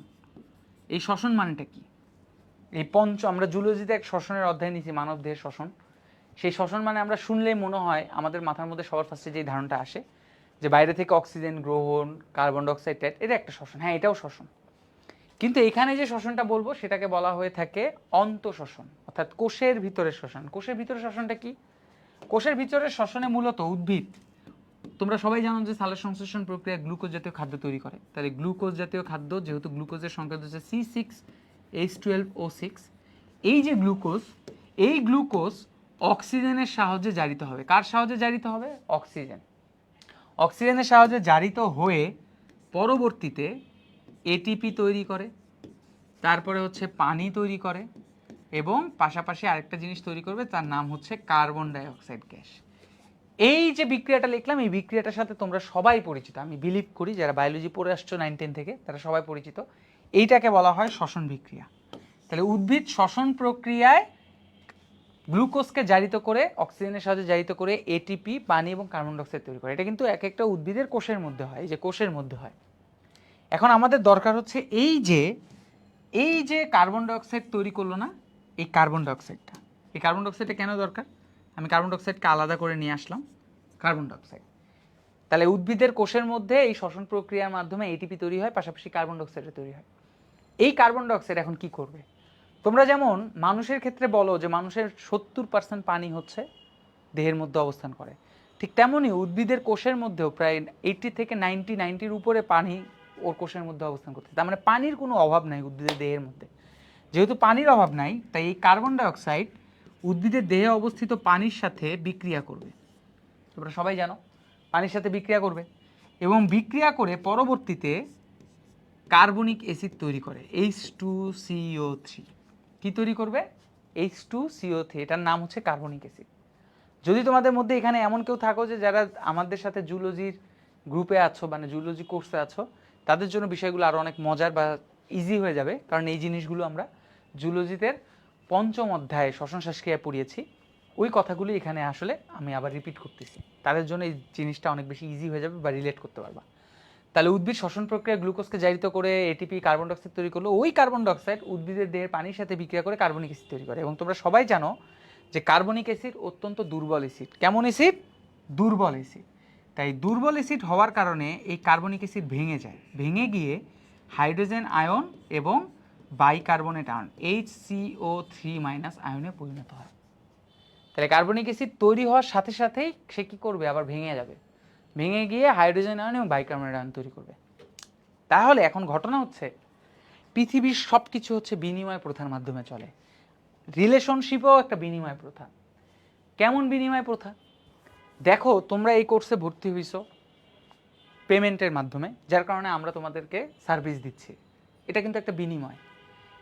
এই উদ্ভিদের ক্ষেত্রে বিনিময় প্রথাটা প্রযোজ্য। উদ্ভিদ মাটি থেকে তার পছন্দের আয়ন নেবে। মাটিতে তো প্রচুর আয়ন আছে, পটাশিয়াম আয়ন আছে, সোডিয়াম আয়ন আছে, ক্যালসিয়াম আয়ন আছে, অনেক আয়ন আছে। এখন মাটি থেকে যে তুমি উদ্ভিদ আয়ন নিবে, মাটিকে তার বিনিময়ে কিছু দিতে হবে। এখন এই বিনিময়টা সে কিভাবে করবে? ধরো এটা এখন মূলের মধ্যে অবস্থান করতেছে। এটা কোথায় অবস্থান করতেছে? মূলে। ঠিক আছে, এটা ধরো মূলের মধ্যে অবস্থান করতেছে, এই হাইড্রোজেন আয়ন এবং বাইকার্বনেট আয়ন। এখন ধরো মূলের বাইরে সাপোজ মূলের বাইরে পটাশিয়াম আয়ন আছে। কোন আয়ন আছে? Potassium ion. এখন উদ্ভিদ চাচ্ছে যে মাটি থেকে এই পটাশিয়াম আয়নটা সে গ্রহণ করবে, কিন্তু মাটিকে তো অবশ্যই এই পটাশিয়াম আয়ন যেহেতু একটা পজিটিভ আয়ন অর্থাৎ ক্যাটায়ন, তাহলে পটাশিয়াম আয়ন গ্রহণ করতে চাইলে পজিটিভ কিছু একটা জিনিস মাটিকে দিতে হবে। এই জন্য উদ্ভিদ কি করে, এই যে হাইড্রোজেন আয়ন, সেই হাইড্রোজেন আয়ন মাটিকে দিয়ে দেয়। এই হাইড্রোজেন আয়ন যেটা কেবল তৈরি করলো সেটা মাটিকে দিয়ে দেয়। আর এই যে পটাশিয়াম আয়ন সেটা সুন্দর মতো উদ্ভিদের মূলের ভিতরে প্রবেশ করে, এইভাবে এক্সচেঞ্জ করে। অর্থাৎ হাইড্রোজেন আয়নের বিনিময়ে তার যদি পটাশিয়াম আয়ন দরকার হয় তাহলে পটাশিয়াম নিবে, যদি ম্যাগনেসিয়ামের দরকার হয় তাহলে ম্যাগনেসিয়াম নিবে, অর্থাৎ ধনাত্মক আয়নের বিনিময়ে ধনাত্মক আয়ন নিবে। আচ্ছা ধরো এই পাশে ক্লোরিন আয়ন আছে, কি আয়ন আছে, ক্লোরিন, মাটির মধ্যে। এখন তার দরকার হচ্ছে ক্লোরিন আয়ন গ্রহণ করা, নেগেটিভ আয়ন গ্রহণ করা। তাহলে সে নেগেটিভ আয়ন গ্রহণ করবে কীভাবে, এই যে বাইকার্বনেট আয়ন সেটা মাটির মধ্যে বাইরে বের করে দিবে, তাকে দিয়ে দিবে, এবং তার বিনিময়ে মাটি থেকে সে কোন আয়নটা নিবে, ক্লোরিন আয়নটা নিবে। এইভাবে উদ্ভিদ মাটিতে তার যেই আয়নগুলো দরকার সেই আয়নগুলো সে গ্রহণ করে। ধনাত্মক যে আয়ন দরকার হবে হাইড্রোজেনের বিনিময়ে গ্রহণ করবে, ঋণাত্মক বা অ্যানায়ন যে আয়নগুলো দরকার হবে বাইকার্বনেট আয়নের বিনিময়ে গ্রহণ করবে। হাইড্রোজেন বাইকার্বনেট কোথার থেকে আসছে, কার্বনিক অ্যাসিড থেকে। কার্বনিক অ্যাসিড কোথার থেকে আসছে, কার্বন ডাইঅক্সাইড পানির সাথে বিক্রিয়া করে। পানি তো উদ্ভিদের দেহে আগে থেকেই অবস্থায় আছে, তাহলে কার্বন ডাইঅক্সাইড কোথার থেকে আসলো, এই যে শ্বসন বিক্রিয়ার মাধ্যমে। শ্বসনটা কি, যে গ্লুকোজকে অক্সিজেনের সাহায্যে জারিত করে এটিপি, পানি এবং কার্বন ডাইঅক্সাইড, এই কার্বন ডাইঅক্সাইডকে ব্যবহার করে এই প্রক্রিয়ায় উদ্ভিদ আয়ন শোষণ করে। এই জিনিসটা কি বুঝতে পেরেছো? খুবই সোজা, এটা কিন্তু 2 নম্বরে আসবে, মাথায় রেখো। এই মতবাদটা অনেক সময় 2 নম্বরের পরীক্ষা আসে, খ নম্বরে আসে, যে উদ্ভিদের কার্বন ডাইঅক্সাইড মতবাদ ব্যাখ্যা করো। কথা বুঝতে পেরেছো? এটা কি বুঝতে পেরেছো কিনা আমাকে একটু জানাও, তাহলে আমরা ইনশাল্লাহ সামনের টপিকে চলে যাব। ঠিক আছে, পরের মতবাদে চলে যাব। আমাকে একটু জানাও যে এটা কি বুঝতে পেরেছো কিনা। ক্লিয়ার? খুবই সিম্পল। যারা কেমিস্ট্রি সম্পর্কে ভালো আইডিয়া রাখে তাদের জন্য এই পড়াগুলো আসলে একেবারে দুধ ভাত। ছোটোবেলায় এই জিনিসগুলো পড়তাম এবং বায়োলজি টুকটাক একটু 9-10-এ পড়ে আসছো মোটামুটি, তাদের জন্য আরও ইজি হবে, রিলেট করতে পারবা। তুমি যদি পড়াগুলো রিলেট করো তোমার কাছে ইজি লাগবে। ওকে, এটা গেল কার্বন ডাই অক্সাইড এক্সচেঞ্জ মতবাদ। ঠিক আছে, আচ্ছা এখন আসো নেক্সট মতবাদের কথা বলি। এটা আমাদের কোথাও আসবে না, আগেই বলে রাখি, তুমি চাইলে এটা স্কিপ করতে পারো, খালি নামটা জেনে রাখতে পারো। এইটা আমাদের কোথাও আসে না, কন্ট্যাক্ট এক্সচেঞ্জ মতবাদ। না অবজেক্টিভে আসে, না হচ্ছে তোমার সৃজনশীলের জন্য আসে, কোথাও আসে না। ঠিক আছে, তুমি চাইলে এই জিনিস, এই এতক্ষণ এটা যতক্ষণ বলবো এই সময় তুমি একটু পানি টানি খেয়ে আসতে পারো, ঘুরে আসতে পারো, এটা কোথাও লাগবে না। তারপরে এটা জানা রাখবা কী জন্য, যেমন এই যে আদি মতবাদ হিসেবে কন্ট্যাক্ট এক্সচেঞ্জ মতবাদ লাগে সেটা। আমি তাও তোমাদেরকে একবার ছোট্ট করে এক্সপ্লেন করি। কেউ যদি বলো যে ভাই এটা বুঝিনি বা এরকম আমাদের, তাও কোনো সমস্যা নেই, এটা কখনোই কোথাও লাগে না। ঠিক আছে, তাও আমি একবার ছোট্ট করে বলি। জিনিসটা হচ্ছে কি, ধর এটা হচ্ছে উদ্ভিদের মূল, এটা তো বুঝতে পারতেছো, এটা হচ্ছে উদ্ভিদের মূল। এখন সাপোজ মনে করো উদ্ভিদের মূলের ভিতরে সোডিয়াম আয়ন আছে, আর বাইরে মনে করো পটাশিয়াম আয়ন আছে। কথার কথা যে উদ্ভিদের মূলের ভিতরে সোডিয়াম আয়ন আর বাইরে আছে কি পটাশিয়াম আয়ন সাপোজ। এখন উদ্ভিদের কি দরকার, উদ্ভিদের দরকার হচ্ছে যে এই পটাশিয়াম আয়ন, মাটিতে যে পটাশিয়াম আয়ন আছে সেটা তার দরকার, আর সোডিয়াম আয়নটাকে বাইরে বের করে দিবে। কারণ সোডিয়াম আয়ন তার দরকার নেই, কিন্তু সে সোডিয়াম আয়ন দরকার না থাকলেও তার দেহের মধ্যে এটা অবস্থান করতেছে। এখন এটা কী হবে, এই যে মূলের এই অংশটা দেখতে পাচ্ছ এটাকে বলা হয় মূলের কোষ প্রাচীর। যে দাগটা আমি দিয়েছি এটা হচ্ছে কোষ প্রাচীর। এখন সোডিয়াম আয়ন কাঁপতে থাকে কোষ প্রাচীরের ভিতরের কোষ প্রাচীরের সংলগ্ন অবস্থায় সোডিয়াম আয়ন কাঁপতে থাকে, আর মাটির মধ্যে যে পটাশিয়াম আছে সেটা মূলের গায়ে লেগেও কাঁপতে থাকে। একসময় কাঁপতে কাঁপতে কাঁপতে কাঁপতে দুইজন এক্সচেঞ্জ করে, অর্থাৎ সোডিয়াম আয়ন কাঁপতে কাঁপতে কাঁপতে বাইরে বের হয়ে আসে, আর পটাশিয়াম আয়ন কাঁপতে কাঁপতে কাঁপতে ভিতরে প্রবেশ করে। এইটাই হচ্ছে কন্ট্যাক্ট এক্সচেঞ্জ মতবাদ। কন্ট্যাক্ট এক্সচেঞ্জ মতবাদ, কন্ট্যাক্ট মানে হচ্ছে সংস্পর্শে, এক্সচেঞ্জ মতবাদ। ঠিক আছে, তাহলে সোডিয়াম আয়ন, এটা সোডিয়াম আয়ন আর পটাশিয়াম আয়নের ক্ষেত্রে যে প্রযোজ্য তা না, আমি তোমাদেরকে একটা উদাহরণ দিয়ে দেখালাম যে সোডিয়াম আয়ন মূলের মধ্যে ছিল কিন্তু এটা তার দরকার নেই, তার দরকার পটাশিয়াম আয়ন। পটাশিয়াম কোথায় আছে, মাটিতে আছে, ওই যে বিনিময় করতে হবে। তাই কী করে, সোডিয়াম আয়ন কাঁপতে কাঁপতে তাকে বাইরে বের করে দেয়, আর পটাশিয়াম আয়ন কাঁপতে কাঁপতে ভিতরে প্রবেশ করে। এটা হচ্ছে কন্ট্যাক্ট এক্সচেঞ্জ মতবাদ। এটা পরীক্ষায় কোথাও আসবে না, খালি নামটা মনে রাখলে আমাদের জন্য এনাফ। ঠিক আছে, জাস্ট নামটা যদি আমরা মনে রাখতে পারি তাহলে আমাদের জন্য যথেষ্ট, আর কোনো দরকার নেই। ওকে, আচ্ছা আমরা একটু সামনে আগাই। আমাদের এগুলো কিছুই না, একটা জিনিস বলি, এই মতবাদ কিছুই না, এটা দুধ ভাত। এখনও আমরা আসল জায়গায় আসি নাই। তোমরা তো মনে হবে যে কী ব্যাপার, আস্তে আস্তে খালি ঢুকতেছি আর জটিল মনে হয় হচ্ছে। এখনও জটিলের কিছুই দেখো নাই, এখন শুরু হবে দেখো আসল খেলা। এখন শুরু হবে কি আসল খেলা, সেটা হচ্ছে যেই জিনিসটা তোমাদের পরীক্ষায় গ ঘতে আসবে সেগুলো নিয়ে আলোচনা করব। সেটা হচ্ছে লবণ পরিশোষণ পদ্ধতির আধুনিক মতবাদ। এতক্ষণ যে মতবাদ নিয়ে কথা বললাম সেগুলো হচ্ছে সবই প্রাচীনকালের মতবাদ। এখন আমি তোমাদেরকে যেটা নিয়ে বলবো সেটা হচ্ছে আধুনিক মতবাদ। তা আধুনিক মতবাদকে আমরা দুই ভাগে ভাগ করি, একটা হচ্ছে সক্রিয় পরিশোষণ আর একটা হচ্ছে নিষ্ক্রিয়। সক্রিয়র বাংলা মানে হচ্ছে অ্যাক্টিভ, মানে ইংলিশ মানে হচ্ছে অ্যাক্টিভ, আর নিষ্ক্রিয়র ইংলিশ মানে হচ্ছে ইনঅ্যাক্টিভ। আসলে অ্যাক্টিভ আর ইনঅ্যাক্টিভ জিনিসটা কি? সক্রিয় পরিশোষণে মনে রাখবা যে পরিশোষণে ঠিক আছে, পরিশোষণে এটিপি এর প্রত্যক্ষ প্রয়োজন হয়,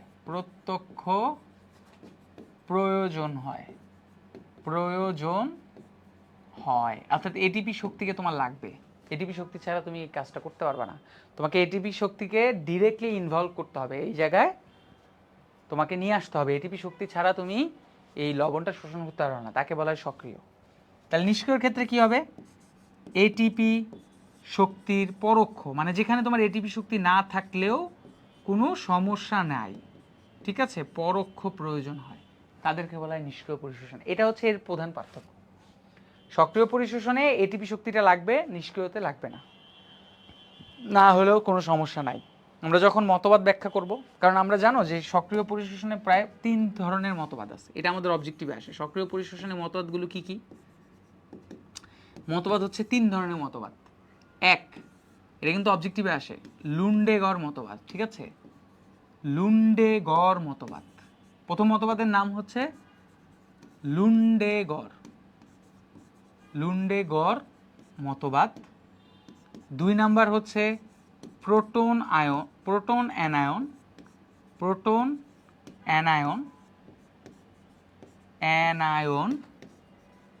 কো ট্রান্সপোর্ট মতবাদ।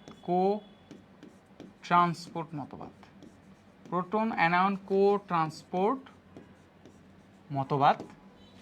আর 3 নাম্বার হচ্ছে লেসিথিন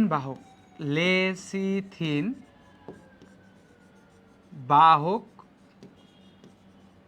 মতবাদ। এই 3 ধরনের মতবাদ, বাট ভয় পাওয়ার কিছু নেই। আমরা তোমাদেরকে 2টা মতবাদ পড়াবো এখান থেকে, একটা হচ্ছে লুন্ডেগড় মতবাদ, একটা হচ্ছে প্রোটন অ্যানায়ন কো ট্রান্সপোর্ট মতবাদ। কিন্তু এই নামগুলো কেন জানা লাগবে জানো? এই 3টা মতবাদ এমসিকিউতে আসে, যে এরা হচ্ছে সক্রিয় পরিশোষণের অন্তর্ভুক্ত। আর নিষ্ক্রিয়র ক্ষেত্রে এরকম 4টা মতবাদ আছে। 4টার নাম কি কি? 1 নম্বর হচ্ছে ব্যাপন মতবাদ। 2 নম্বর হচ্ছে আয়ন বিনিময় ঠিক আছে, আয়ন বিনিময় মতবাদ। 3 নম্বর হচ্ছে ডোনেন সাম্যাবস্থা।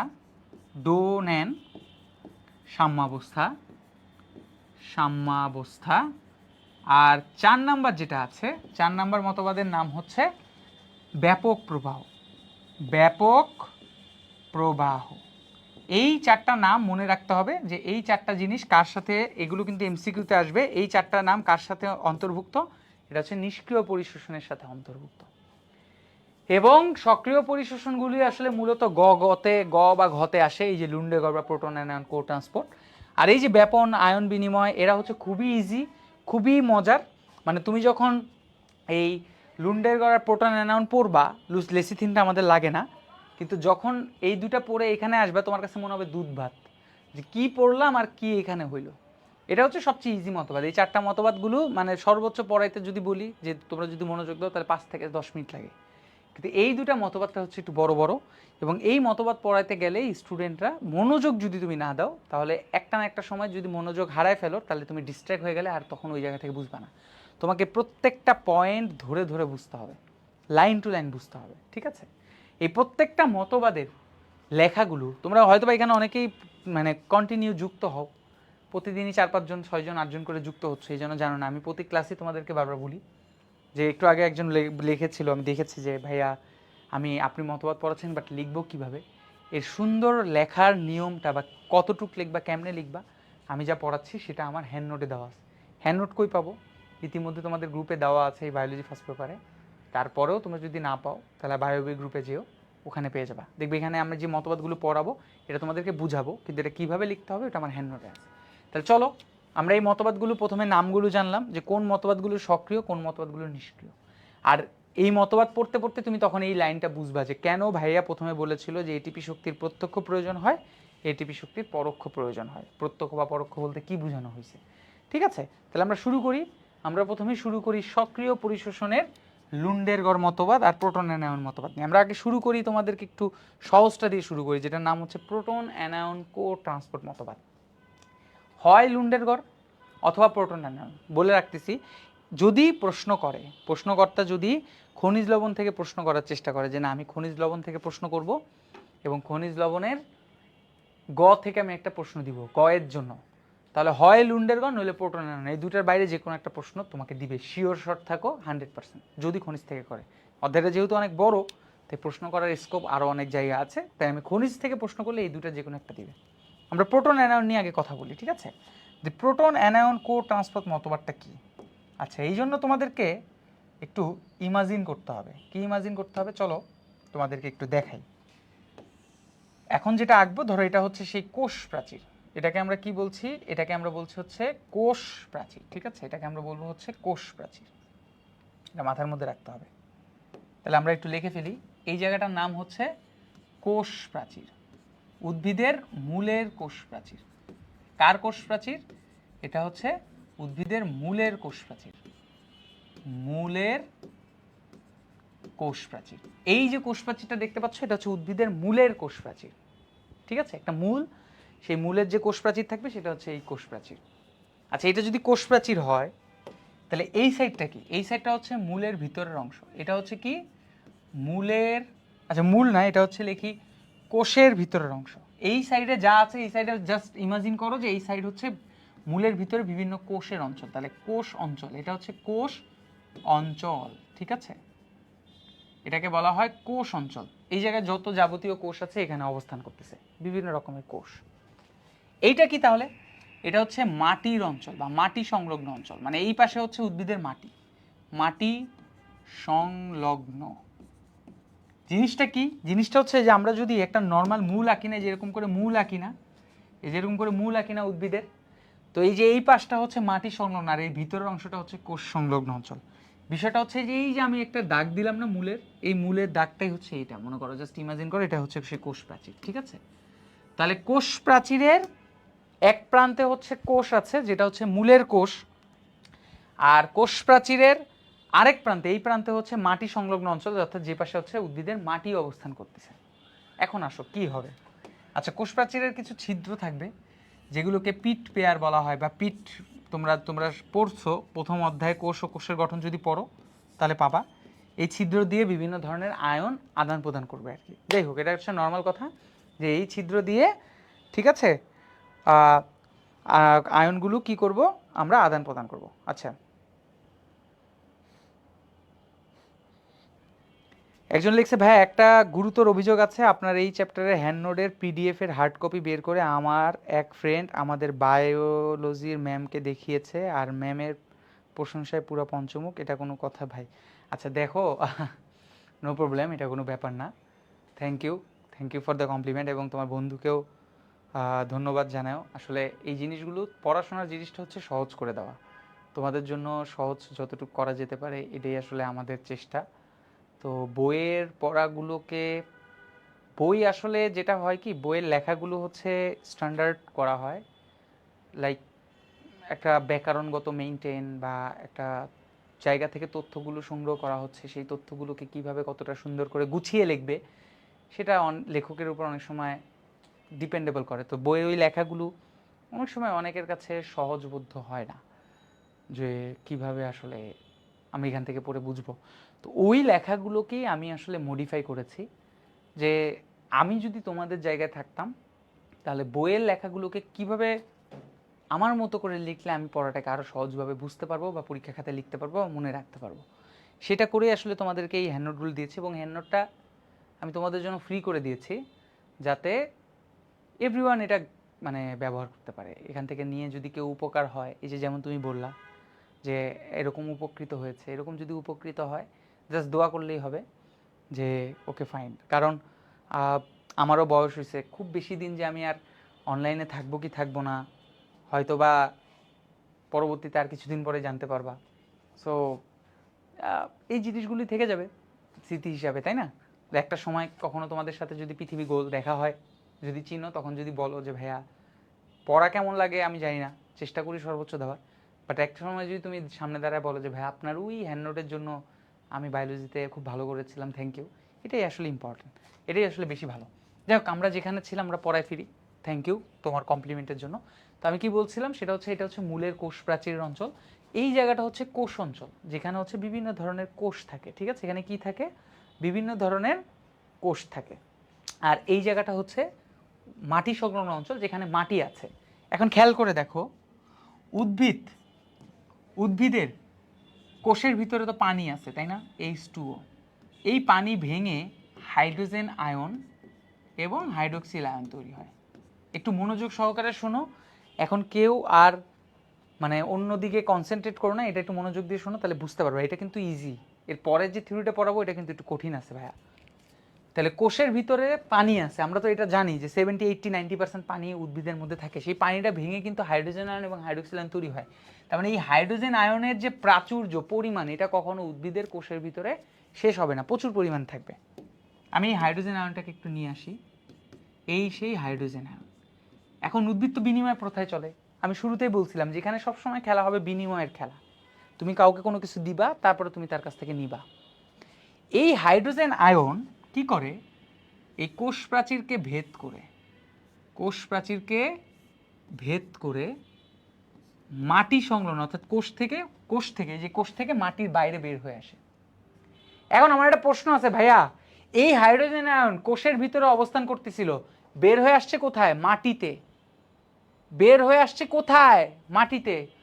আমার প্রশ্ন হচ্ছে যে এই যে হাইড্রোজেন আয়ন কোষ থেকে মাটির মধ্যে আসলো, এমনি এমনি আসলো? আমি একজনকে বললাম তুমি বের হয়ে যাও, এমনি এমনি বের হবে না। এই ক্ষেত্রে একজন হেল্প করে। কে করে জানো? এটিপি। এই এটিপি ভেঙে এডিপি প্লাস ফসফেট তৈরি করে। মাথায় রাখতে হবে, এই এটিপি যে এনজাইমের সাহায্যে ভাঙে, সেই এনজাইমের নাম হচ্ছে এটিপিএস এনজাইম। তার মানে মাঝখানে একটা এনজাইম আছে, সেটার নাম হচ্ছে এটিপিএস এনজাইম, এটিপিএস এনজাইম, যা এটিপিকে ভেঙে এডিপি প্লাস ফসফেটে পরিণত করে। এখন প্রশ্ন হচ্ছে এটিপিকে কেন ভাঙলো? বাইর হবে হাইড্রোজেন আয়ন মাটিতে, তাহলে এটিপিকে কেন ভাঙলো? মুঝে কিউ তোরা, এরকম একটা ডায়লগ আছে না হিন্দিতে? এটিপি হচ্ছে একটা গ্রেনেডের মতো, বোমের মতো ভাইয়া। এটিপি একটা গ্রেনেড বা বোমের মতো। গ্রেনেড মারলে যেমন গ্রেনেড বিস্ফোরিত হলে শক্তি বাইরে নির্গত হয়, ঠিক তেমনই এটিপি যখন ভেঙে এডিপি প্লাস ফসফেটে পরিণত হয়, তখন সেখান থেকে শক্তি নির্গত হয়। আর ওই শক্তি হাইড্রোজেনকে ঠেলে কোষ অঞ্চল থেকে মাটির দিকে বের করে দেয়। তাহলে হাইড্রোজেন এমনি এমনি বের হয় নাই, হাইড্রোজেন এমনি এমনি আসে নাই, হাইড্রোজেনকে বের করা হয়েছে। কে বের করছে? এটিপি ভাঙছে, শক্তি নির্গত হয়েছে, সেই শক্তি হাইড্রোজেনকে ধাক্কা মেরে কোষ প্রাচীরকে ভেদ করে মাটির মধ্যে বের করে দিছে। হাইড্রোজেন আয়নকে কেন টার্গেট করে বের করা হলো? হাইড্রোজেন আয়নকে কেন টার্গেট করে আমরা বের করলাম? এইটার পিছনে রহস্যটা আগে বোঝার চেষ্টা করো।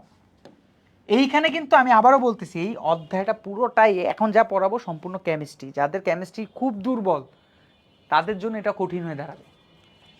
হাইড্রোজেন আয়ন যখন কোষের ভিতর থেকে বাইরে বের হলো, মানে মাটিতে বের হলো, প্রথমে মনে রাখতে হবে যে হাইড্রোজেন আয়ন একটা ধনাত্মক আয়ন। কেমন আয়ন? ধনাত্মক আয়ন, বা যেটাকে আমরা ক্যাটায়ন বলতে পারি। ঠিক আছে, ধনাত্মক আয়ন, এটা মাথার মধ্যে রাখতে হবে। এখন এই হাইড্রোজেন আয়নের আরেকটা পরিচয় আছে।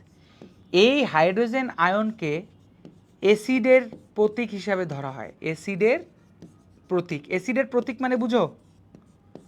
অ্যাসিডের প্রতীক মানে কি জানো?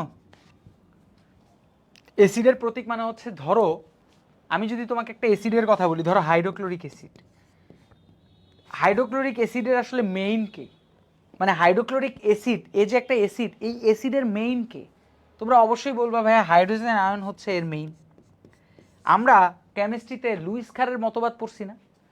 লুইস খারের মতবাদে অ্যাসিড এবং ক্ষারের একটা সংজ্ঞা আছে। অ্যাসিডের সংজ্ঞাকে কিভাবে বলা হয় জানো? যে সকল যৌগ হাইড্রোজেন দান করে, মানে প্রোটন দান করে, তাদেরকে আমরা অ্যাসিড বলবো। আর যে সকল যৌগ হাইড্রোজেন গ্রহণ করে কিংবা হাইড্রোক্সিল দান করে, তাদেরকে আমরা ক্ষার বলবো। আমরা যত অ্যাসিডের কথাই বলি, অ্যাসিডটাকে কেন বলা হচ্ছে? এই হাইড্রোজেন আয়নের কারণে। তাহলে হাইড্রোজেন আয়নের দুটা পরিচয়, এক সে ধনাত্মক আয়ন, দুই হাইড্রোজেনকে আমরা অ্যাসিডের প্রতীক বলি। এই দুটা কেন কথা বললাম এবার মনোযোগ দিয়ে শোনো। কন্টিনিউয়াসলি কোষের ভিতর থেকে হাইড্রোজেন আয়ন কোষ প্রাচীরকে ভেদ করে মাটিতে বা মাটির কাছাকাছি চলে আসতেছে, তার মানে এখানে হাইড্রোজেন আয়ন জমা হতে থাকে। এখন তোমার কাছে আমার একটা প্রশ্ন আছে, প্রশ্নটা কি, কোন জায়গায়, একটু মনোযোগ সহকারে শুনবা, তোমরা আমাকে কমেন্টে অ্যান্সার দিবা। কোষের ভিতর থেকে কোষের বাইরে হাইড্রোজেন আয়ন বের হচ্ছে, আমার প্রশ্ন হচ্ছে তুমি আমাকে বলো কোন জায়গায় পিএইচ এর মান কমবে, কোন জায়গায় পিএইচ এর মান কমবে? কোষ অঞ্চলে পিএইচ এর মান কমবে নাকি মাটিতে পিএইচ এর মান কমবে? যেহেতু হাইড্রোজেন আমরা সবসময় একটা অ্যাসিডের প্রতীক হিসাবে ধরি, যে কেউ কাউকে হাইড্রোজেন দিয়ে দেওয়া মানে বুঝে নিতে হবে যে সেটা অ্যাসিড হাইড্রোজেন দিয়ে দিচ্ছে। মানে হাইড্রোক্লোরিকে অ্যাসিডের কথা যদি চিন্তা করো, ক্লোরিন আয়ন কি এখানে কোনো গুরুত্বপূর্ণ ভূমিকা পালন করে? নো, এখানে মেইনলি কে ভূমিকা পালন করতেছে? Hydrogen ion. তাহলে আমার প্রশ্ন হচ্ছে কোষের ভিতর থেকে যখন মাটিতে হাইড্রোজেন বের হচ্ছে, কোথায় পিএইচ কমবে? কোষের ভিতরে পিএইচ কমবে না মাটিতে পিএইচ কমবে? দেখি আমাকে কমেন্টে জানাও তো, দেখি কে ধরতে পারছো এই কথাটা, আমাকে একটু বলো। এই জিনিসটা কেউ ধরতে পেরেছো যে কোথায় পিএইচ কমবে? একটা জায়গায় কমবে, হয় কোষের অঞ্চলে পিএইচ কমবে অথবা মাটি সংলগ্ন অঞ্চলে পিএইচ কমবে, এই হাইড্রোজেন বের হয়ে যাওয়ার কারণে। আমাকে কেউ বলতে পারো কমেন্টে যে কোথায় পিএইচ কমবে? দেখি কেউ একজন, এনিওয়ান বলো, কোথায় পিএইচ কমবে? Anyone? Is there anyone, girls or boys, who can answer the question? Anyone, যে কোথায় পিএইচ কমবে, মাটির ভিতরে না মাটির বাইরে?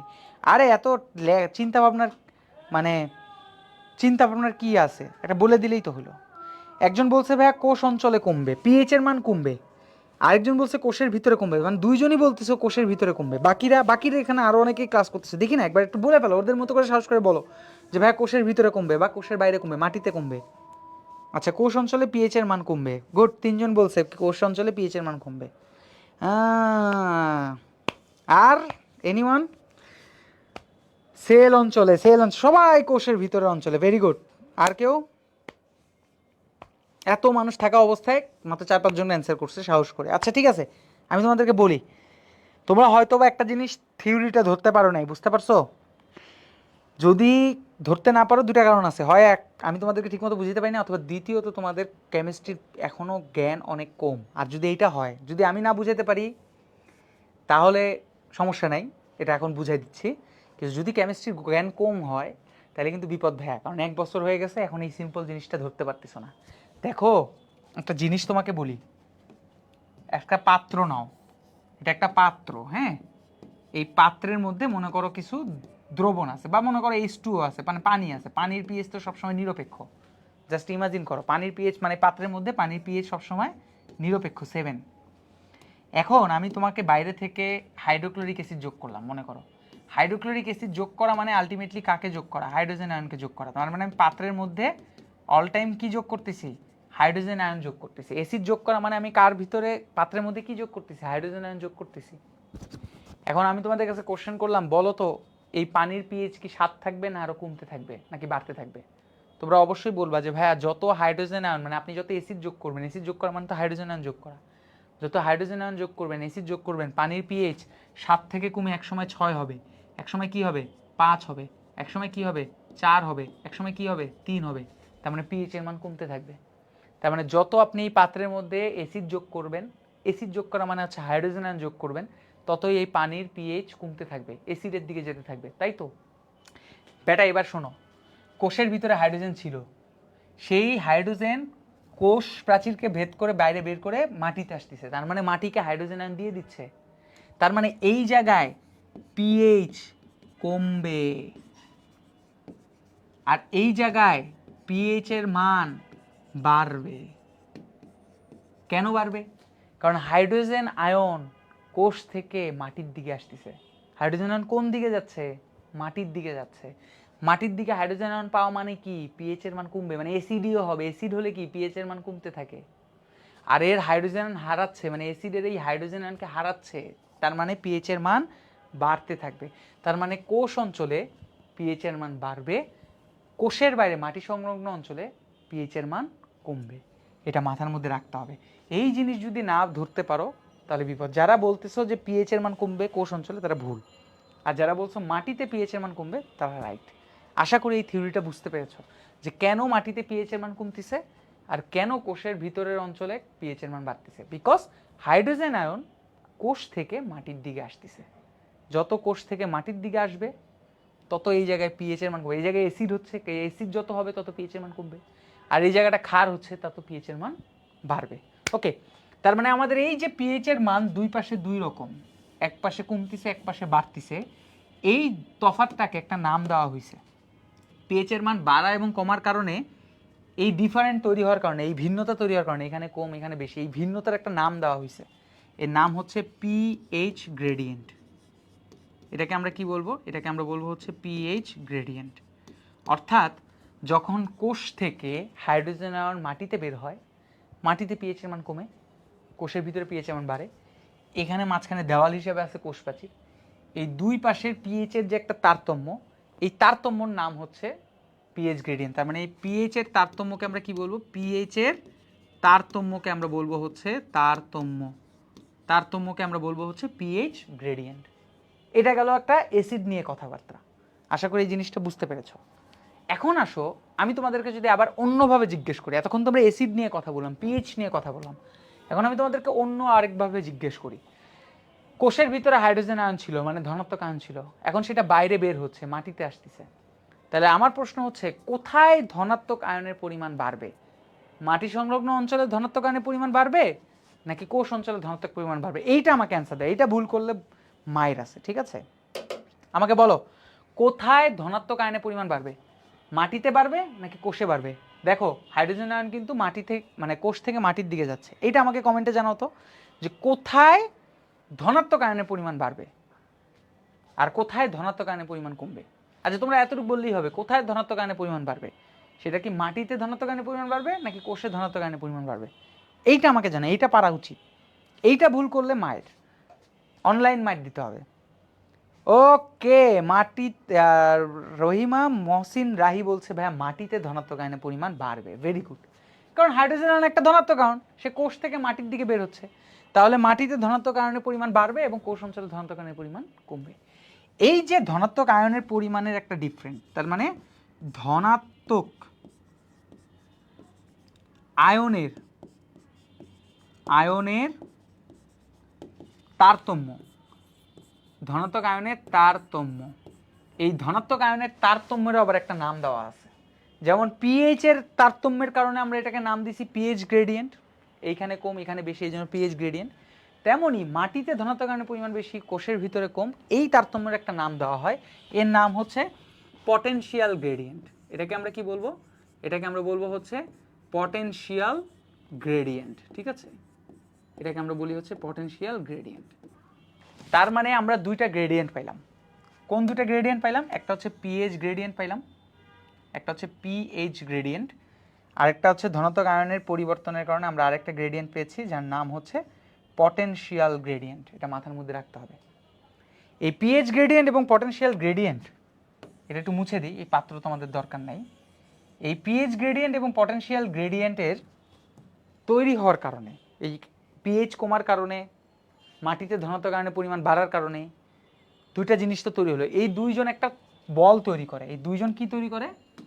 এই দুইজন পিএইচ গ্রেডিয়েন্ট এবং পটেনশিয়াল গ্রেডিয়েন্ট, এরা একটা বল বা ফোর্স তৈরি করে। কি তৈরি করবে? বল বা ফোর্স তৈরি করবে, যার শর্ট ফর্ম হচ্ছে পিএমএফ। এটা মাটিতে তৈরি হয়, এটাকে বলা হয় পিএমএফ।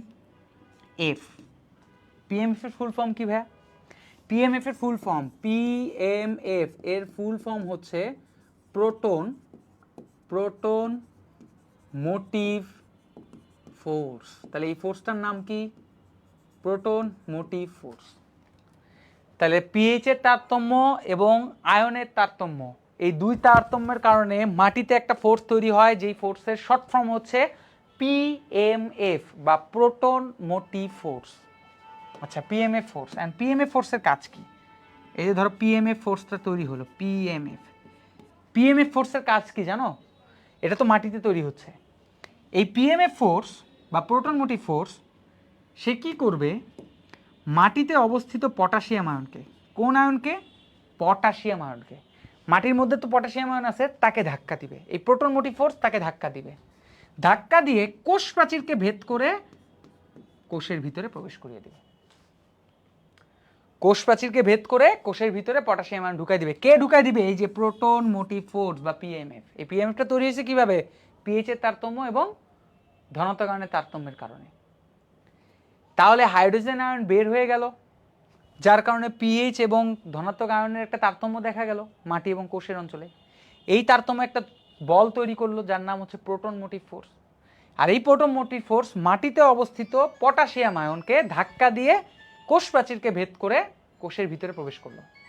শুধুমাত্র পটাশিয়াম আয়ন না, যদি তার মনে হয় যে অন্য যে কোনো আয়ন আছে বা অন্য কোনো আয়নের কথা যদি চিন্তা করো, ধরো সোডিয়াম আয়নের কথা চিন্তা করো বা ম্যাগনেসিয়াম আয়নের কথা চিন্তা করো, যে কোনো আয়ন, যে আয়নটা তার গ্রহণ করা দরকার সেই আয়নকে ধাক্কা দিয়ে কোষের ভিতরে প্রবেশ করে দিবে যে নে তুই একটা কাজ কর, তুই কোষের ভিতরে ঢুক। তাহলে এইভাবে ধনাত্মক আয়ন মাটি থেকে কোষের ভিতরে প্রবেশ করে। বিনিময়ে কাকে বের করে দেয়? হাইড্রোজেন আয়নকে বের করে দেয়। উদ্ভিদ হাইড্রোজেন আয়নকে বিনিময়ে বের করে দেয় এবং এইভাবে পটাশিয়াম আয়নকে প্রবেশ করে। আচ্ছা, এটা গেল ধনাত্মক আয়ন। তো তাহলে ভাই ঋণাত্মক আয়ন গ্রহণ করার ক্ষেত্রে কি কোনো থিওরি নাই? এতক্ষণ তো যা ব্যাখ্যা করলেন সব তো আপনি ধনাত্মক আয়নকে গ্রহণ করা নিয়ে ব্যাখ্যা করলেন। তাহলে এখন যদি তার ঋণাত্মক আয়ন গ্রহণ করা দরকার, মানে কোনো একটা নেগেটিভ চার্জ গ্রহণ করা দরকার, তাকে গ্রহণ করার জন্য কি আবার আলাদা কোনো থিওরি আছে নাকি? না, ওরকম কোনো থিওরি নাই। এটার একটা মজার কাহিনী আছে। মজার কাহিনীটা কি? এই যে হাইড্রোজেন আয়ন বের হলো কোষের থেকে মাটির দিকে বের হলো এবং এর এত কাহিনী, এত কার্যক্রমের কারণে প্রোটন মোটিভ ফোর্স এই সেই ভুজুং ভাজুং তৈরি হলো। তৈরি হওয়ার কারণে পটাশিয়াম আয়ন তার বদলে জায়গা দখল করলো। হঠাৎ করে হাইড্রোজেন আয়নের মাথা খারাপ হয়ে যায়। সে বলে কি ব্যাপার, কি ব্যাপার, আমার সাথে তো অন্যায় হয়েছে। অন্যায়টা কি? যে আমি হাইড্রোজেন নিরীহ, আমাকে তো আস্তে করে কি করলো, বাইরে বের করে দিলেন, আমার বদলে পটাশিয়াম আয়নকে ঢুকাইলেন। আমি নিরীহ, আমি তো এটা মানবো না।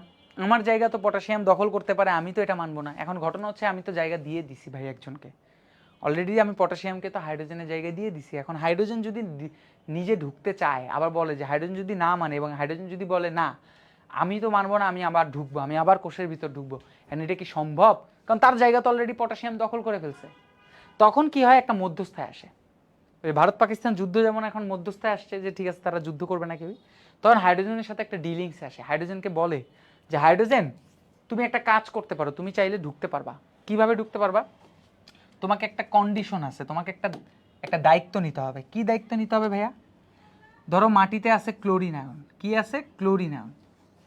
এই যে হাইড্রোজেন আয়ন, মাটিতে অবস্থিত ক্লোরিন আয়ন, এদেরকে একসাথে নিয়ে তারপরে ভিতরে প্রবেশ করে। অর্থাৎ শুধু হাইড্রোজেন আয়ন একা প্রবেশ করতে পারে না, পাশাপাশি ক্লোরিন আয়নকে নিয়ে, ক্লোরিন না শুধু, ধরো এখানে ক্লোরিনের জায়গায় হাইড্রোক্সিল আয়ন থাকতে পারতো, এখানে নাইট্রেট আয়ন NO3- আয়ন থাকতে পারতো, SO4 2-, যে কোনো নেগেটিভ আয়ন, তাকে নিয়ে মাটির হতে কোষ প্রাচীরকে ভেদ করে কোষের ভিতরে প্রবেশ করবে। তাহলে আলটিমেটলি এক হাইড্রোজেনকে বের করে তার বদলে আমি পটাশিয়াম আয়ন নিলাম, আবার ওই হাইড্রোজেনকে ফিরতি ঢুকায়ে তার বদলে আমি একটা নেগেটিভ আয়ন নিলাম। এইভাবে মাটি থেকে বিভিন্ন ধরনের ধনাত্মক এবং ঋণাত্মক আয়ন মাটি থেকে কোষের ভিতরে প্রবেশ করে।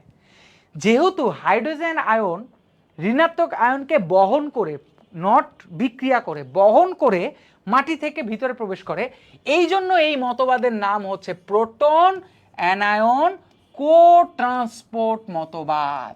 এই জন্য এই থিওরির নামকরণ করা হয়েছে প্রোটন অ্যানায়ন কো ট্রান্সপোর্ট। প্রোটন কাকে বলছে? হাইড্রোজেনকে। কাকে বহন করে নিয়ে যাচ্ছে? অ্যানায়নকে। কো ট্রান্সপোর্ট মানে কি? একসাথে যুক্ত হয়ে না, মানে একসাথে বহন করে, কো ট্রান্সপোর্ট মতবাদ। ধরো আমি পুরো থিওরিটা একবার রিক্যাপ করেই ইনশাল্লাহ আজকে এই পর্যন্ত শেষ করে দেব। পরবর্তী অংশগুলো আমরা পরবর্তী আলোচনা করবো। এটার পরে যদি আমি লুন্ডেরগড় নিয়ে কথা বলি তাহলে তোমার এর মধ্যে ইতিমধ্যে অনেকে মাথা খারাপ হয়ে যাবে যে ভাই আপনি আর কি বলতেছেন, লুন্ডেরগড়টা এর থেকে একটু ডিফারেন্ট। তা আমরা আজকে প্রোটন অ্যানায়ন দিয়ে এখানে শেষ করে দিব। চলো আমরা আরেকবার সুন্দর করে রিক্যাপ করতেছি, মনোযোগ দিয়ে শোনো। আমার সব কিছু তো লেখা শেষ, এখন খালি জাস্ট একবার মিলায় নাও যে দেখো তুমি যে জিনিস বুঝছো বা যে জায়গায় তোমার গ্যাপ আছে সেই জায়গাটা বুঝে নাও। তো প্রথমে আমাদের প্রথম স্টেপে কি ছিল? প্রথম স্টেপে আমরা যে কাজটা করছি 1 নম্বরে, সেটা হচ্ছে যে হাইড্রোজেন আয়নকে বের করছি। কীভাবে বের করছি? যে কোষের ভিতরে, এটা হচ্ছে কোষ সংলগ্ন অঞ্চল, এটা উদ্ভিদের মূলের কোষ প্রাচীর, আর এই পাশটা হচ্ছে মাটি সংলগ্ন অঞ্চল। কি করছে? কোষের ভিতরে তো প্রচুর পানি থাকে, সেই পানি ভেঙে হাইড্রোজেন আয়ন হাইড্রোক্সিল আয়ন তৈরি করছে। এই হাইড্রোজেন আয়ন কোষ থেকে কোষ প্রাচীরকে ভেদ করে মাটিতে বের করে দেওয়া হয়েছে। হাইড্রোজেন আয়নকে কি এমনি এমনি আমরা কোষ থেকে ধাক্কা মেরে কোষ প্রাচীরকে ভেদ করে মাটিতে বের করতে পারবো না। তাকে বের করার জন্য আমি একটা বোম ফাটাবো। বোমের নাম কি? এটিপি। এটিপিকে আমি ফাটাই দিলাম, ফাটাই দিলে কি তৈরি হয়? ADP plus phosphate. বোম যেহেতু ফাটবে, বিস্ফোরণ যেহেতু হবে, শক্তি নির্গত হবে, এখন এই বোমকে ফাটানোর জন্য একটা এনজাইম দরকার। সেই এনজাইমের নাম কি? ATPase enzyme. তাহলে এটিপি ভেঙে এডিপি প্লাস ফসফেট তৈরি হয় এবং এটিপিএস এনজাইমের মাধ্যমে, এবং যেই শক্তিটা নির্গত হয় সেই শক্তির ধাক্কা মেরে হাইড্রোজেন আয়নকে কোষ প্রাচীরকে ভেদ করে মাটিতে বের করে দেয়। এটা গেল একটা থিওরি। এই যে হাইড্রোজেন আয়ন কোষ থেকে মাটির দিকে আসতেছে, এই কারণে দুইটা জিনিসের তারতম্য তৈরি হবে। একটা পিএইচ এর তারতম্য তৈরি হবে, একটা ওই যে ধনাত্মক আয়নের তারতম্য তৈরি হবে। তোমাদেরকে প্রশ্ন করেছিলাম যে যখন হাইড্রোজেন আয়ন কোষ থেকে মাটিতে যায় কোন পাশে পিএইচ এর মান কমে? তোমরা তো উল্টা অ্যান্সার করছিলা। পিএইচ এর মান কোথায় কমবে? মাটিতে। পিএইচ এর মান বাড়বে কোথায়? কোষে। কারণ আমরা জানি যে হাইড্রোজেন আয়ন সবসময় অ্যাসিডকে প্রতিনিধিত্ব করে। তার মানে যেখানে হাইড্রোজেন আয়ন থাকবে বেশি সেই জায়গায় হবে অ্যাসিডিও, আর অ্যাসিডিও মানে হচ্ছে সেখানে পিএইচ এর মান কম। যেখানে হাইড্রোজেন আয়ন থাকবে না সেই জায়গাটা স্বভাবতই ক্ষারীয় হবে, তার মানে পিএইচ এর মান বেশি। তার মানে এই জায়গায় হচ্ছে পিএইচ এর মান কম, মাটি সংলগ্ন অঞ্চল, আর কোষের ভিতরে পিএইচ এর মান বেশি। এই যে কম বেশি মানে পিএইচ এর যে একটা তারতম্য, এই তারতম্যের নাম হচ্ছে পিএইচ গ্রেডিয়েন্ট। এই তারতম্যের নামটা কি? PH gradient. আবার অন্যভাবে আমরা যদি চিন্তা করি যে হাইড্রোজেন আয়ন একটা ধনাত্মক আয়ন, সে কোষ থেকে মাটিতে বের হয়ে আসতেছে, তার মানে কোষ অঞ্চলে ধনাত্মক আয়নের পরিমাণ কমতিছে, মাটিতে ধনাত্মক আয়নের পরিমাণ বাড়তিছে। তাহলে এই জায়গায় ধনাত্মক আয়নের পরিমাণ বাড়ে, এই জায়গায় ধনাত্মক আয়নের পরিমাণ কমে, তাহলে ধনাত্মক আয়নের একটা তারতম্য তৈরি হচ্ছে। আর ধনাত্মক আয়নের তারতম্যকে বলা হয়ে থাকে ইলেকট্রোপটেনশিয়াল গ্রেডিয়েন্ট, বা যেটাকে আমরা পটেনশিয়াল গ্রেডিয়েন্টও বলতে পারি। তাহলে এক হাইড্রোজেন বের হওয়ার কারণে দুইটা গ্রেডিয়েন্ট তৈরি হচ্ছে, একটা পিএইচ গ্রেডিয়েন্ট, একটা হচ্ছে পটেনশিয়াল গ্রেডিয়েন্ট। পিএইচ গ্রেডিয়েন্ট এবং পটেনশিয়াল গ্রেডিয়েন্ট তারা দুইজন একত্রে মিলিত হয়ে একটা বল তৈরি করে বা ফোর্স তৈরি করে, সেই ফোর্সের নাম হচ্ছে পিএমএফ। পিএইচ গ্রেডিয়েন্ট এবং পটেনশিয়াল গ্রেডিয়েন্ট একটা ফোর্স তৈরি করবে, যে ফোর্সের নাম হচ্ছে পিএমএফ। পিএমএফ এর ফুল ফর্ম হচ্ছে পিতে প্রোটন, এমতে মোটিভ, এফতে হচ্ছে ফোর্স। এই পিএমএফ ফোর্স মাটিতে অবস্থিত যে কোনো ধনাত্মক আয়ন, সেটা সোডিয়াম হইতে পারে, পটাশিয়াম হইতে পারে, ক্যালসিয়াম হতে পারে, ম্যাগনেসিয়াম হতে পারে, যে কোনো আয়ন হতে পারে, সেই আয়নকে মাটি থেকে ধাক্কা মেরে কোষ প্রাচীরকে ভেদ করে কোষের ভিতরের অঞ্চলে ঢুকায় দেয়। এভাবেই মাটি থেকে বিভিন্ন ধরনের ধনাত্মক আয়ন কোষ প্রাচীরকে ভেদ করে মূলের কোষ প্রাচীর কোষের ভিতরে ঢুকতে থাকে। তো ভালো কথা, পিএমএফ তো ধনাত্মক আয়নকে এইভাবে ঢুকায় দিল, হাইড্রোজেন আয়নের যে ঘাটতি ছিল বা ধনাত্মক আয়নের যে ঘাটতি ছিল সেটা পূরণ করলো। সমস্যাটা এই জায়গায় না, সমস্যাটা যেটা হয় সেটা হচ্ছে এই হাইড্রোজেন আয়নকে নিয়ে। এই হাইড্রোজেন আয়ন তখন মাথা খারাপ হয়ে আবার বলে যে কি ব্যাপার, আমাকে তুমি বের করে দিলে, আমার বদলে একটা নতুন আয়ন কোষের ভিতর ঢুকাইলা, আমি কি এভাবেই থাকবো? না, তখন হাইড্রোজেন আয়ন বলে যে আমিও ঢুকতে চাই, আমিও ঢুকবো। যদি পটাশিয়াম আয়ন ঢুকতে পারে বা আমার বদলে সোডিয়াম আয়ন ঢুকতে পারে তাহলে আমিও ঢুকবো। আমাকে কেন বের করে দিছো? আমি তো ভাই এখানে বের হওয়ার কথা না, আমি তো আগে থেকে এখানে ছিলাম, ভালো ছিলাম, কোনো ডিস্টার্ব করিনি, আমাকে বের করে দিয়ে তুমি এত কাহিনী করে পটাশিয়াম আয়নকে ঢুকাইলা। হাইড্রোজেন আয়ন বলে না, আমিও ঢুকবো। এন্ড এটা কি সম্ভব? ওর জায়গা তো আমি পটাশিয়ামকে দিয়ে দিছি, আমি তো হাইড্রোজেনকে তাহলে জায়গা দিতে পারবো না। তখন হাইড্রোজেনকে একটা শর্ত দেওয়া হয় যে হাইড্রোজেন ভাই, তুমি যদি ঢুকতে চাও, তুমি যদি পুনরায় আবার মাটি থেকে কোষের ভিতরে ঢুকতে চাও, তাহলে তোমাকে একটা কাজ করতে হবে, তোমাকে অন্যের ঘরে বসবাস করতে হবে। কার ঘরে বসবাস করব? এই যে অ্যানায়ন আছে যারা এই নেগেটিভ আয়ন, তাদের ঘর খালি আছে। কারণ হাইড্রোজেন বলে আমি তো পজিটিভ আয়ন, আমি তো নেগেটিভ ঘরের, কোষের ভিতরে নেগেটিভের ঘরে থাকতে পারবো না। বলে তারও একটা সমাধান আছে। সমাধানটা কি?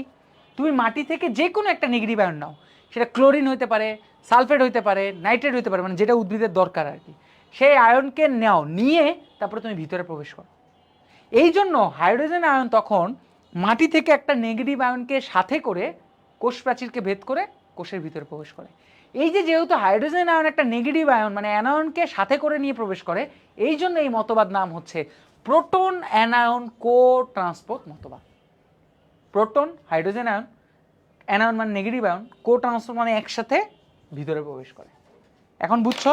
না বুঝলে আরেকবার বলবো, বলো। যদি কেউ না বুঝো তাহলে আরেকবার বলবো, দ্রুত দ্রুত।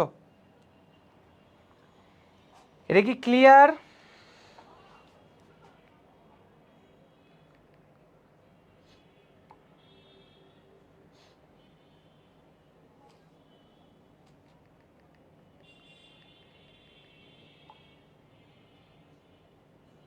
বলো।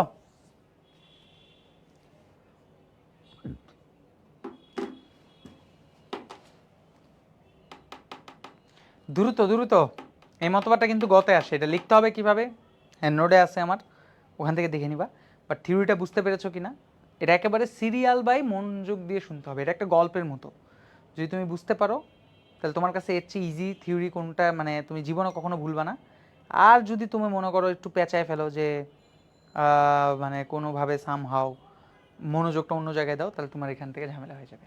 ঠিক আছে, এইভাবে হাইড্রোজেনকে বের করে দেওয়া হয় কোষের ভিতর থেকে মাটিতে, এর বিনিময়ে একটা ফোর্স তৈরি হবে পিএমএফ, প্রোটন মোটিভ ফোর্স। কীভাবে তৈরি হয়, পিএইচের তারতম্য আর ইলেকট্রোপটেনশিয়াল বা ধনাত্মক আয়নের তারতম্যের কারণে। আর ওই ফোর্সটা মাটিতে অবস্থিত যে কোনো ধনাত্মক আয়নকে ফোর্স মানে চাপ দিয়ে বা বল প্রয়োগ করে ভিতরে প্রবেশ করায় হাইড্রোজেনের জায়গার বদলে। হাইড্রোজেন ঘাটতেরা, সে আবার ঢুকতে চাবে, বলে না আমি তো আমার জায়গা ছাড়বো না, কিন্তু তার জায়গা তো অলরেডি আমি দিয়ে দিচ্ছি পটাশিয়ামকে। তখন হাইড্রোজেনকে একটা শর্ত দেওয়া হয় যে তুমি যদি আরেকবার ঢুকতে চাও তাহলে তোমাকে একটা কাজ করতে হবে। কি করতে হবে, তোমাকে একটা নেগেটিভ আয়নকে সাথে নিয়ে নিতে হবে। তাহলে দেখো 2 এ 2 4 মিলে গেল। একটা উদ্ভিদ হাইড্রোজেনকে মাটির কাছে দিয়ে দিছে বিনিময় প্রথা অনুযায়ী, যে মাটিকে বলছে মাটি ভাই এই নাও আমার কাছ থেকে একটা ধনাত্মক আয়ন, তার বদলে তুমি একটা পজিটিভ আয়ন দাও, দিল। তখন হাইড্রোজেনের গাফিলতির কারণে, ঘাটতারামির কারণে মাটি বলে যে ধুর তোমার এই হাইড্রোজেন অনেক ঝামেলা করতেছে, তুমি এটা নিয়ে যাও। তখন বলে যে ঠিক আছে, ও তো একা যাইতে পারবে না, ওকে আর সাথে একজন সঙ্গী দাও। মাটি বলে কাকে দিব, বলে আমাকে একটা নেগেটিভ আয়ন হাইড্রোজেনের সাথে পাঠায় দাও। তাহলে উদ্ভিদ চালাকি করে পজিটিভ আয়নও গ্রহণ করলো, চালাকি করে একটা নেগেটিভ আয়নও গ্রহণ করলো, যেগুলো তার বিভিন্ন দেহের বিভিন্ন জায়গায় বিভিন্ন কাজে প্রয়োজন। যেমন পটাশিয়াম আয়ন গ্রহণ করে কেন, পত্ররন্ধ্র বা পাতার গঠনের জন্য। ক্লোরিন আয়ন গ্রহণ করে কেন, ওয়ান কাইন্ড অফ এরকম প্রশোধনের জন্য। ঠিক আছে, এইভাবে চালাকি করে উদ্ভিদ বিনিময় প্রথার মাধ্যমে, নামে বিনিময় কিন্তু কাম কাজ দেখছো কত চালাকি। পৃথিবীতে সবাই কিন্তু একজন একজনের উপরে যেতে চায়, এটাই নিয়ম। যাই হোক, ওকে ফাইন, আমরা আজকাল লুন্ডের ঘরে যাব না, তোমাদের নেক্সট ক্লাসে আমরা লুন্ডের ঘর মতবাদ আর সেই সাথে হচ্ছে যে অন্যান্য মতবাদগুলো আছে, মানে খনিজ লবণের শোষণের পার্টটাকে আমরা শেষ করে দিব ইনশাল্লাহ। এরপরে আমরা প্রশোধন বা অন্যান্য পার্টগুলো নিয়ে তোমাদের সাথে আলোচনা করব। তো আজকে এই পর্যন্তই থাকুক, আল্লাহ হাফেজ, ভালো থাকো, দেখা হবে পরবর্তী ক্লাসে। সেই পর্যন্ত টাটা। আজকে তোমাদের উপর একটু হালকার উপর ঝাপসা দিলাম, আগামীকালকে তোমাদের একটু প্রেশার দিব।